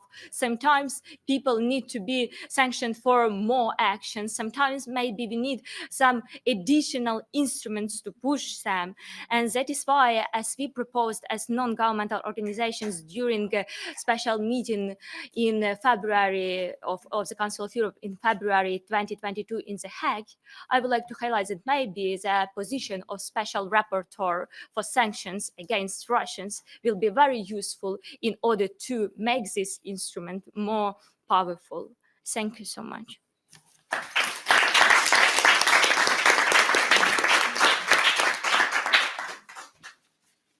Thank you, Ms. Rashevska. I would like to thank all the speakers for their speeches and testimonies. And now I open the floor for discussion and welcome all the members and participants to ask their questions. But I would like to warn you about timing, so please be short in your questions. Thank you. And the first we have the first question from Mr. Sushko. Thank you. Дякую всім доповідачам за. Thank you very much. I'd like to thank all speakers for providing us with information on this topic. It's a really harsh topic to deal with. Our children are dying every day, and they deserve to be helped. I'd like to add to what Mr. Lubinets said when he said the world needed a new approach to defend children around the world because they are defenseless. You know, we all here live on a planet in the world that's like one big building. It's like interconnected apartments in a building. Someone sets fire to one apartment and abducts the children that lived there and moves them to another apartment and locks themselves up in that apartment. Everyone else will go to the door and say, "Give us back our children." The children are just on the other side of the wall, but nothing can be done. And there's an organization that might have the keys to open the door. That organization is neutral. All it can do is observe. And that's sort of the same feeling shared by the parents of these children when they see that their very neighbors have their children celebrate Christmas, New Year's with them, and that family hosting those children starts to forget that those children are not theirs. I think that all the neighbors in the building I mentioned before would help that first neighbor get their children back. I don't know why that unity is lacking today in the world. We need to get together to create the conditions where that rogue neighbor would be forced to give back the children. And I think that really is an image that reflects the world today. Many thanks, Olena, and dear colleagues, thank you so much for all the testimonies and also very concrete suggestions that's of utmost value. And indeed, the deportations of Ukrainian children as part of war actions against the brave people of Ukraine is the most unhuman action being, besides all the war crimes Russia does. So as we saw in the testimonies, the killings, sexual abuse, injuries, the unlawful transfers and deportation to the Russian Federation and also to Belarus, and children forcible placement under custody or adoption by Russian foster families, they are a crime unconceivable in civilized society. So this practice is clear combination of hostage-taking and Russification policy with prohibition to express in any way those children Ukrainian identity and culture. And as already underlined in the report by our dear colleague Pisco, Mr. So we can clearly see elements of the crime of genocide and this deportation of children. So previously, during Strasbourg session this October, we have met the father of 3 deported children. The 3 innocent children were deported from Mariupol to Moscow and were obliged to experience so-called Russian care. And actually only a miracle, but in a form of volunteers, helped the family from Mariupol to find a way to reunite. And the family have found a safe haven in Riga, Latvia, and now are testifying about their experience with an aim to help save more children. And they went through really tortures, including like a lot. And this is an urgent issue, and we have to be persistent and keep fighting for each and every child to be returned back to their homeland. Before I conclude, one historical remark, if I may. So actually, unfortunately, we know what happens when the children are left in hands of the propaganda and Russian care. Such a sad story already happened back in 1937, when Stalin carried out mass killings in the territory of Soviet Union. In that time, in Smolensk region, Soviet Russia, lived many Latvians. Majority of them took part in the First World War as legendary Latvian riflemen. Stalin in 1937 ordered to kill almost all grown-ups, but children were adopted. And those small Latvian children never knew who they are and who their parents were.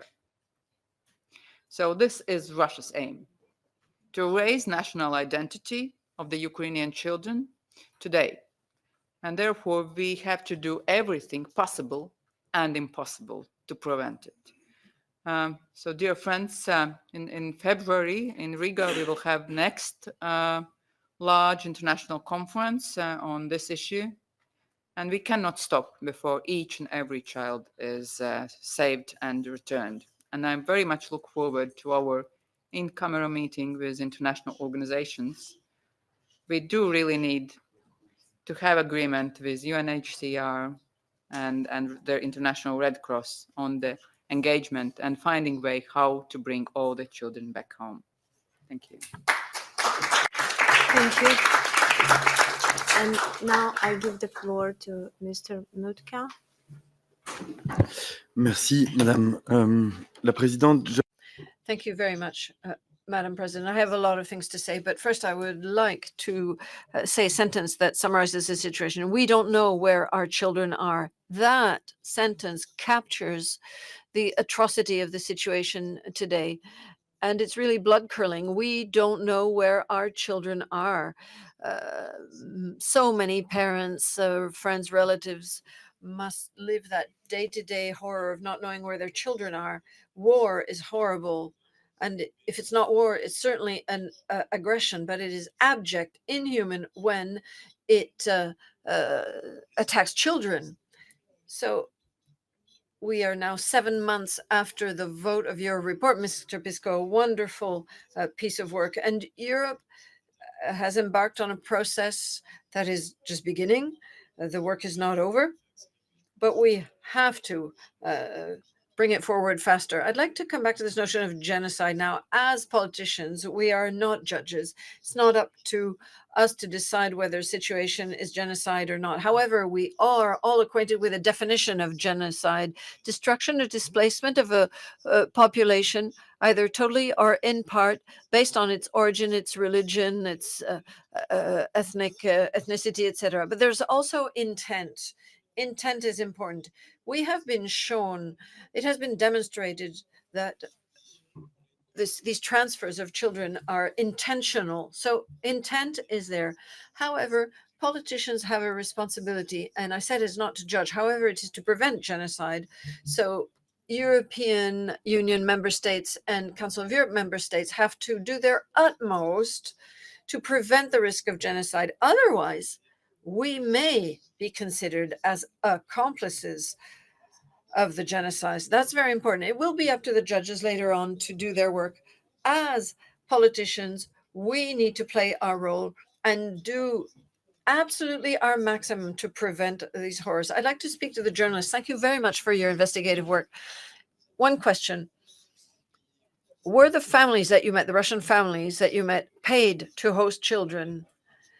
Did you get the feeling that aside from what you felt they were obliged to tell you, do you think that there was somehow this Russian nationalistic desire to do good for these children, or do you think that there was money involved?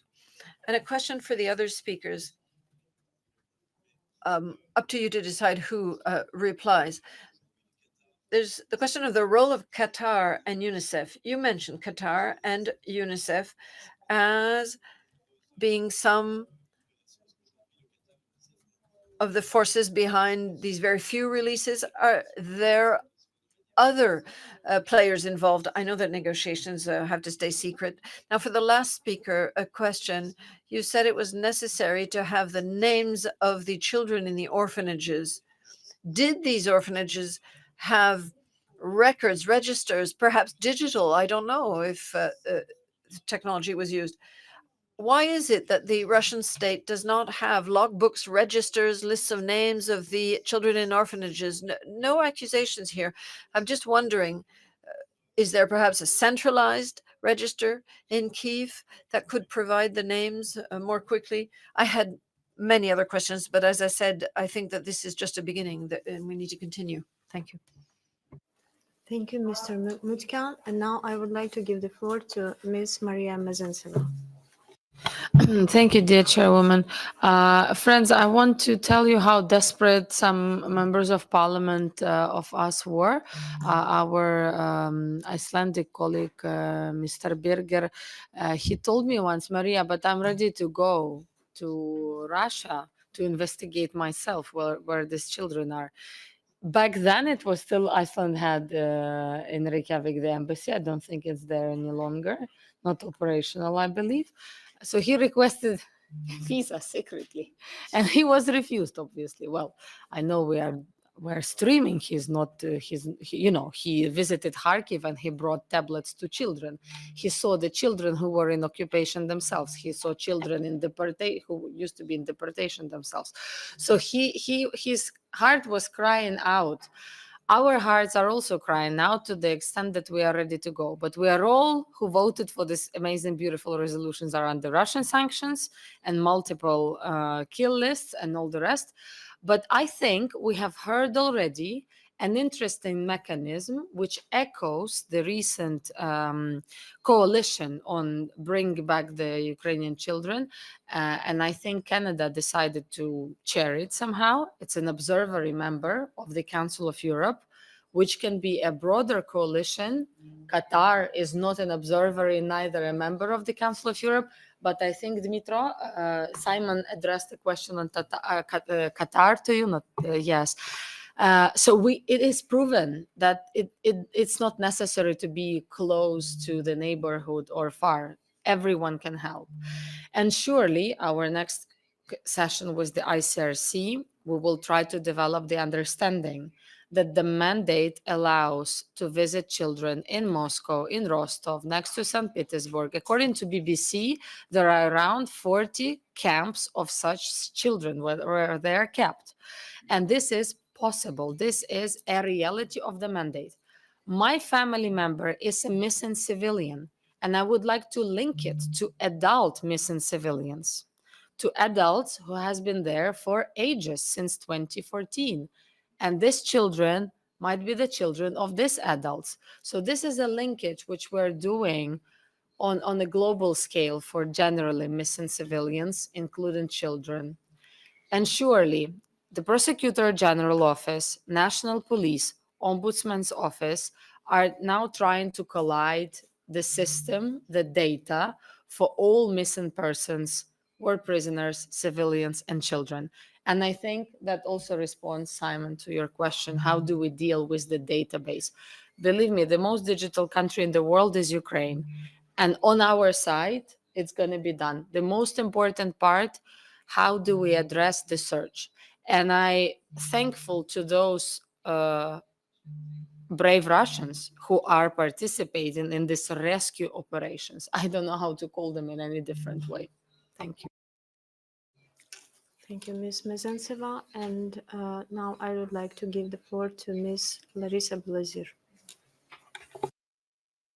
Dear friends, this meeting is quite difficult, and we have seen so much information and witnesses about the certain cases that are frightening, and we now can conclude that Russia is currently implementing Ukraine perhaps the largest precedent in history of child abduction by another state, and this massive deportation is really shocking, and especially for us Ukrainians. And I think the world haven't seen anything like this since the Holocaust. In fact, it's genocide, but there were similar precedents in history. You told about Polish children, but I would like to remind you about Nazis tested their Germanization programs on Jewish children in order to completely erase their national identity.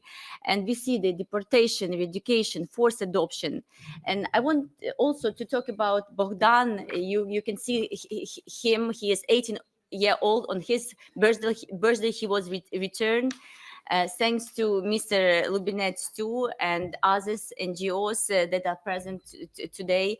And he was one of the lucky among 387 children, and he managed to return home from Russian detention, and he received the summon to the army, and he was trying to escape that family. It's also a Russian official, and he was returned 2 times, and we managed to cope. And actually, the very important thing that these children are also taught to use weapon, and when they reach age 18, they go and fight against Ukraine. We have the case when they are fighting against their own country. Our armed forces detained 12 children. They are from our Russian army, but they are Ukrainian for Donetsk. Young 18, 19, 20-year-old children fighting against their own country. And when Chechnya was occupied, their children that time now fighting against Ukraine. And I don't want to frighten you, but I think God forbid if Ukraine fail, because we have a great counteroffensive now on the south and east. We are lacking everything, and weapon and resources, and the Russians have the prevalence on air and on the ground. The situation is changing drastically. If we fail, these children, Ukrainian children, will go to fight, because do you think Putin will stop on the border? He will go to the Baltic state, to Moldova, then Poland next, and he will not fight with the hands of his children. He will fight with the hands of our Ukrainian children that were deported. We have seen like 700,000 children are admitted by Russia to be deported. So it's a very important issue, and we have. Can you imagine? Put ourselves in place of these parents. What would we do? We would sell everything and go to save our children. And we heard the stories that a militant woman was separated with 3 daughters. Can you imagine what she felt? And one of the mother also said, "Where will you go?" And she said, "We'll go to Kupiansk." Now we have counteroffensive on Kupiansk. So it's very important to build these rehabilitation centers and to help these children, because usually when you release these children on the border, not border, but on the front line, you bring them to Kiev. And we need at least 8 rehabilitation centers, at least. So we, as the parliamentarians of Ukraine and Council of Europe, we have to help you to build these rehabilitation centers, to build these houses. And I think it's also very important what will be the life of these people, children, when they return to Ukraine. So it's last, I want to say journalists, you play such a great role, because filmmaker, journalist, and because world doesn't know. Very important to say that this is happening in Ukraine. Parliamentarians know, Council of Europe is having a leading role, but people just don't know about this. And we really need to bring it to people, and parliamentarians, journalists all together to play an important role to return all Ukrainian children home.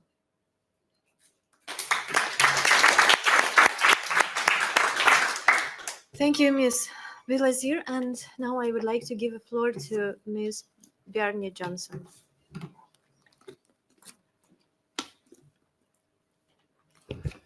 Yes, thank you.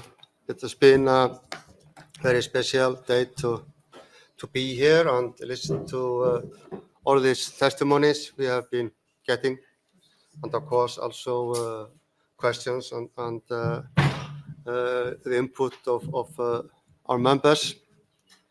And it's so important to take this to another level. We have, of course, made strong statements from our assembly against this terror, like we did last spring on the deportation of Ukrainian children. We really followed up with the registry of damages in the Reykjavik summit and made sure that it would also cover the deportation of children. That was not part of it in the beginning, but it ended up being part of it, which is important. And now, in the months to follow, we have been more developing on that subject and how we will proceed with this registry. So quite important to have that in place and follow up on it. And I know also, and this really touches people's heart. And I took the resolution from last spring to the Icelandic Parliament as a resolution for the Parliament with the help from Olena and Krafsuk and Maria and my friends. And it was passed in 2 days with all votes. It was really powerful just to follow up to make people really part of it. And now this is happening in Latvia also, I think, by Sanda and others. So that's something to follow up on. And it was also important in August to have a meeting with the Prosecutor General of Ukraine in Kyiv, where he was outlining how they are really working on building up evidence gathering and how they can follow up on cases. However, as all this is important, this also what we have been doing today is to really get into all the other things as well, like the well-being of the children and all the other sides that we need to take care of, like we have been discussing. So that's quite important because we not only need to get them back, we need of course to have the information and so forth, but also to be really able to do what we can to give them a healthy life, and it's very important, like we're talking about the identity, heritage, culture, and all that matters to us there. So I think, yeah, just to conclude, this has really been a more holistic, at least, experience for me to be here, and also to work together with you all further on bringing these children back. And yeah, Birgir, he asked me to go with him to Russia to find the children with him, and I said, Birgir, sorry, I'm blacklisted by Russia. At least I'm one of those 8 people. Yeah, so I cannot go, but we can really help others to do what they can do. Thank you to Iceland. Thank you, Bjarni. And now I give the floor to Mr. Hibanovsky.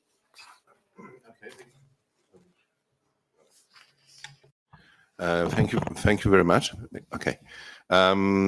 I just want to say that sometimes in Poland, when we have open calls for different civil society actors and are about what we call activities, actions in the East, let's say, when there is, for example, project that won but is conducted in Belarus, we don't get the details of the name of the project. We don't get the details of some information that's not for public. And I don't want to say that some people already say, but I think we cannot say it now that we are already in something that will be one of the biggest disasters of the world right now, which is starting. And usually during the start of such disasters, people are completely not aware that that's the moment. I don't want to say it. I think we don't know. And I think it all depends on what we will do. And in fact, we've heard so many amazing testimonies from journalists and from brave prosecutors of this from your side. And I think what we need is, as in a Council of Europe and basically Western world, is to have a much more clear vision that, for example, knowledge that if we would support faster Ukraine, maybe we wouldn't have these discussions now.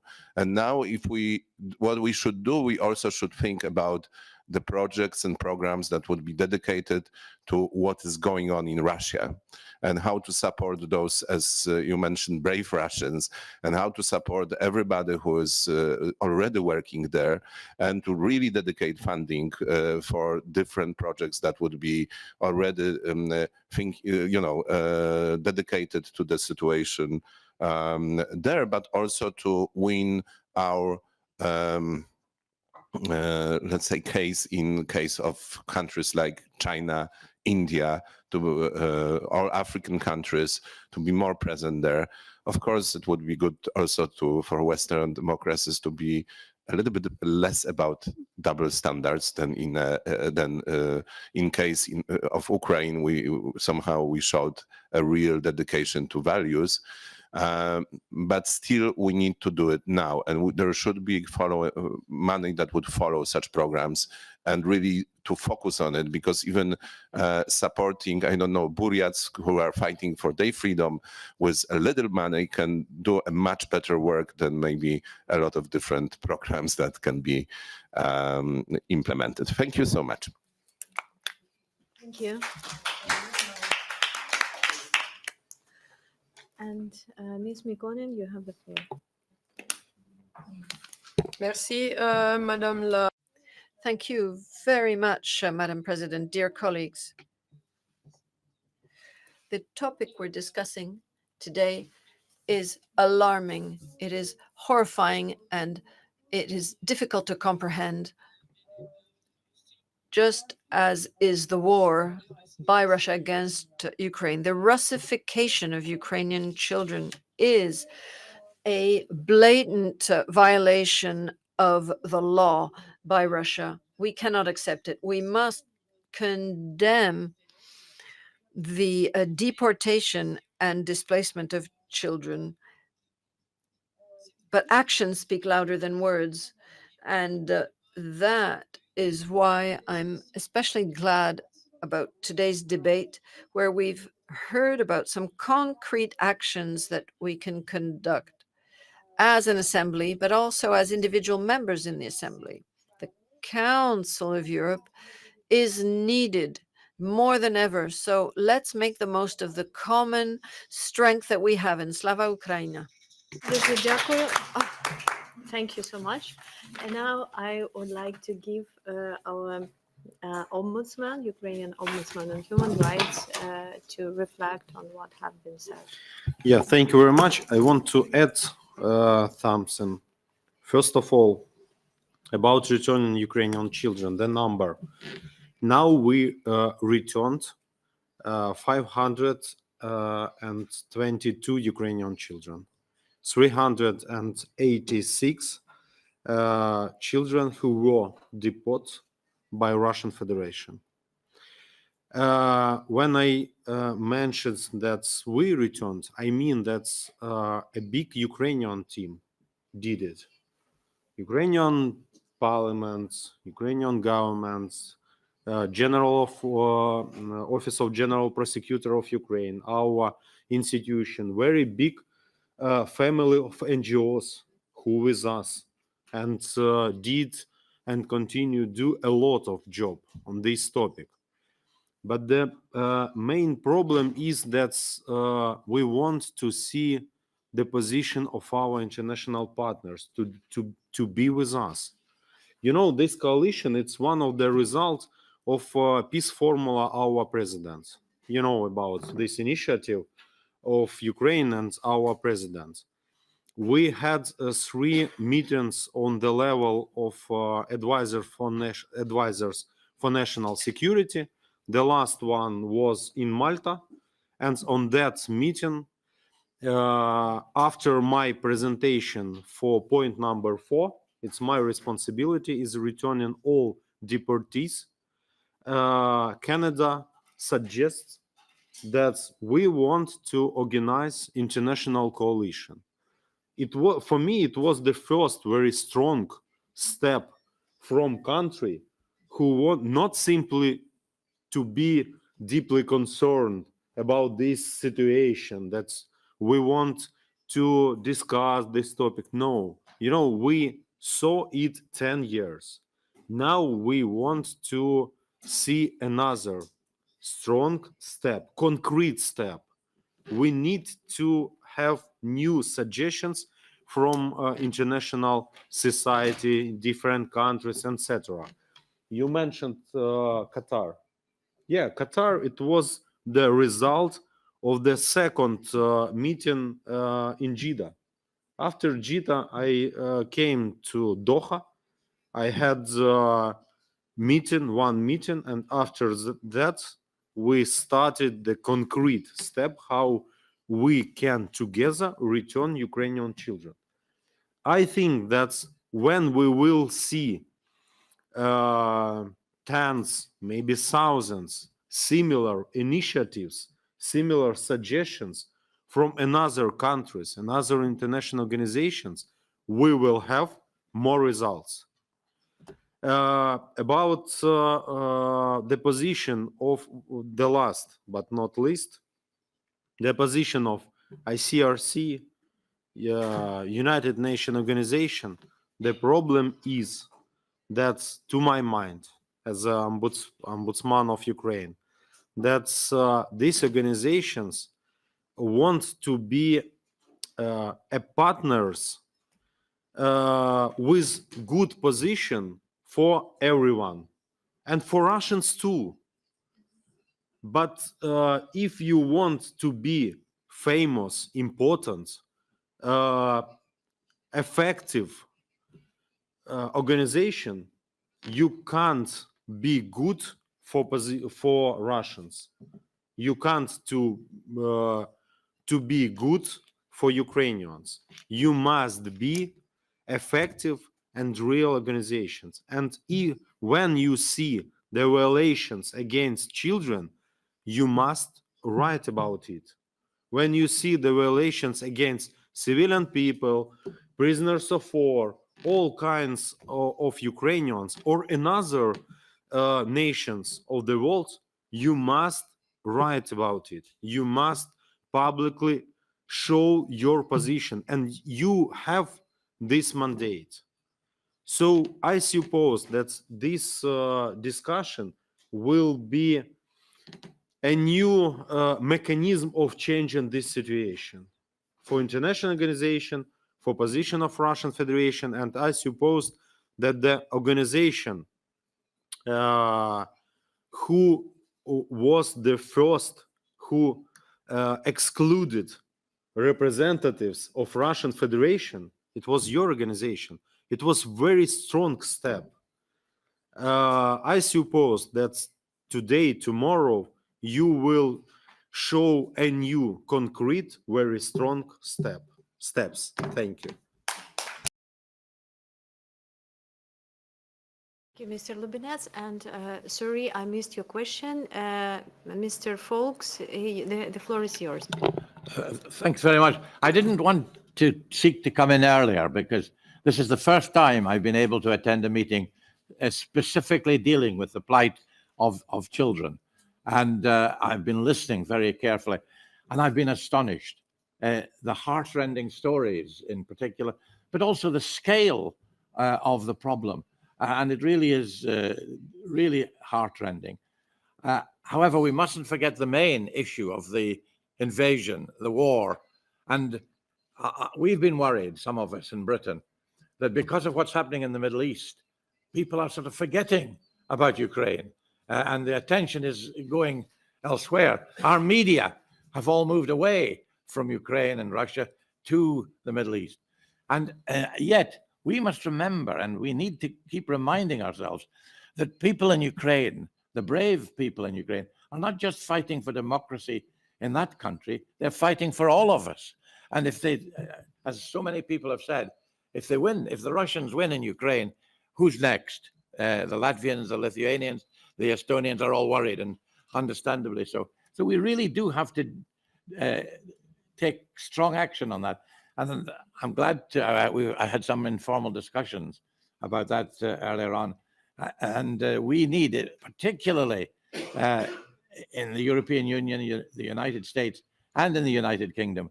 We need to be taking more action on that. But on the children, I agree with what the Ombudsman has just said. This is something that is right in the middle of our mandate, our responsibility. It's a human rights issue. It's a European issue. And what organization is set up to deal with human rights in Europe other than our Council of Europe? So we must take some action, and we need to get it coordinated. And I think those are the two things I think we need to do. One is to have proper, effective coordination, as you've suggested. And the other thing is to intensify the sanctions on Russia, on individual Russians. It is a disgrace, an absolute disgrace, that in my own country, Russians are still buying property, making investments, and they're doing that in elsewhere. And that must stop.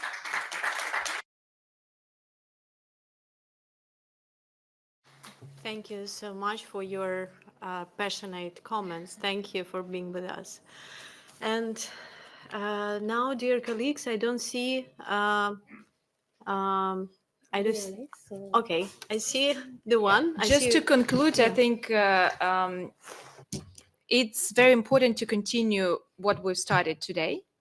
And since it's an ad hoc committee, and as I understand, it will not work tomorrow, but we have to find a way to continue it, because only when we focus on the topic and spend, and listen and spend a lot of time, not just, when we have a committee sitting with 20 different topics, it will not work. I think we have to find a mechanism inside of PACE to continue it on a regular basis. So that's my short comments. Thank you, Evgenia. We have this opportunity. So later we will know about this. We will hear about this. And now, dear colleagues, we move to the in-camera session, and I would like to ask the members of the special committee, ad hoc committee, to stay in the room. And unfortunately, we will have to ask our great speakers. Thank you so much for your powerful speeches. Thank you so much for your comprehensive presentations. And now we will continue, but we do not stop here. We will continue our joint work, and I hope we stay in touch and we continue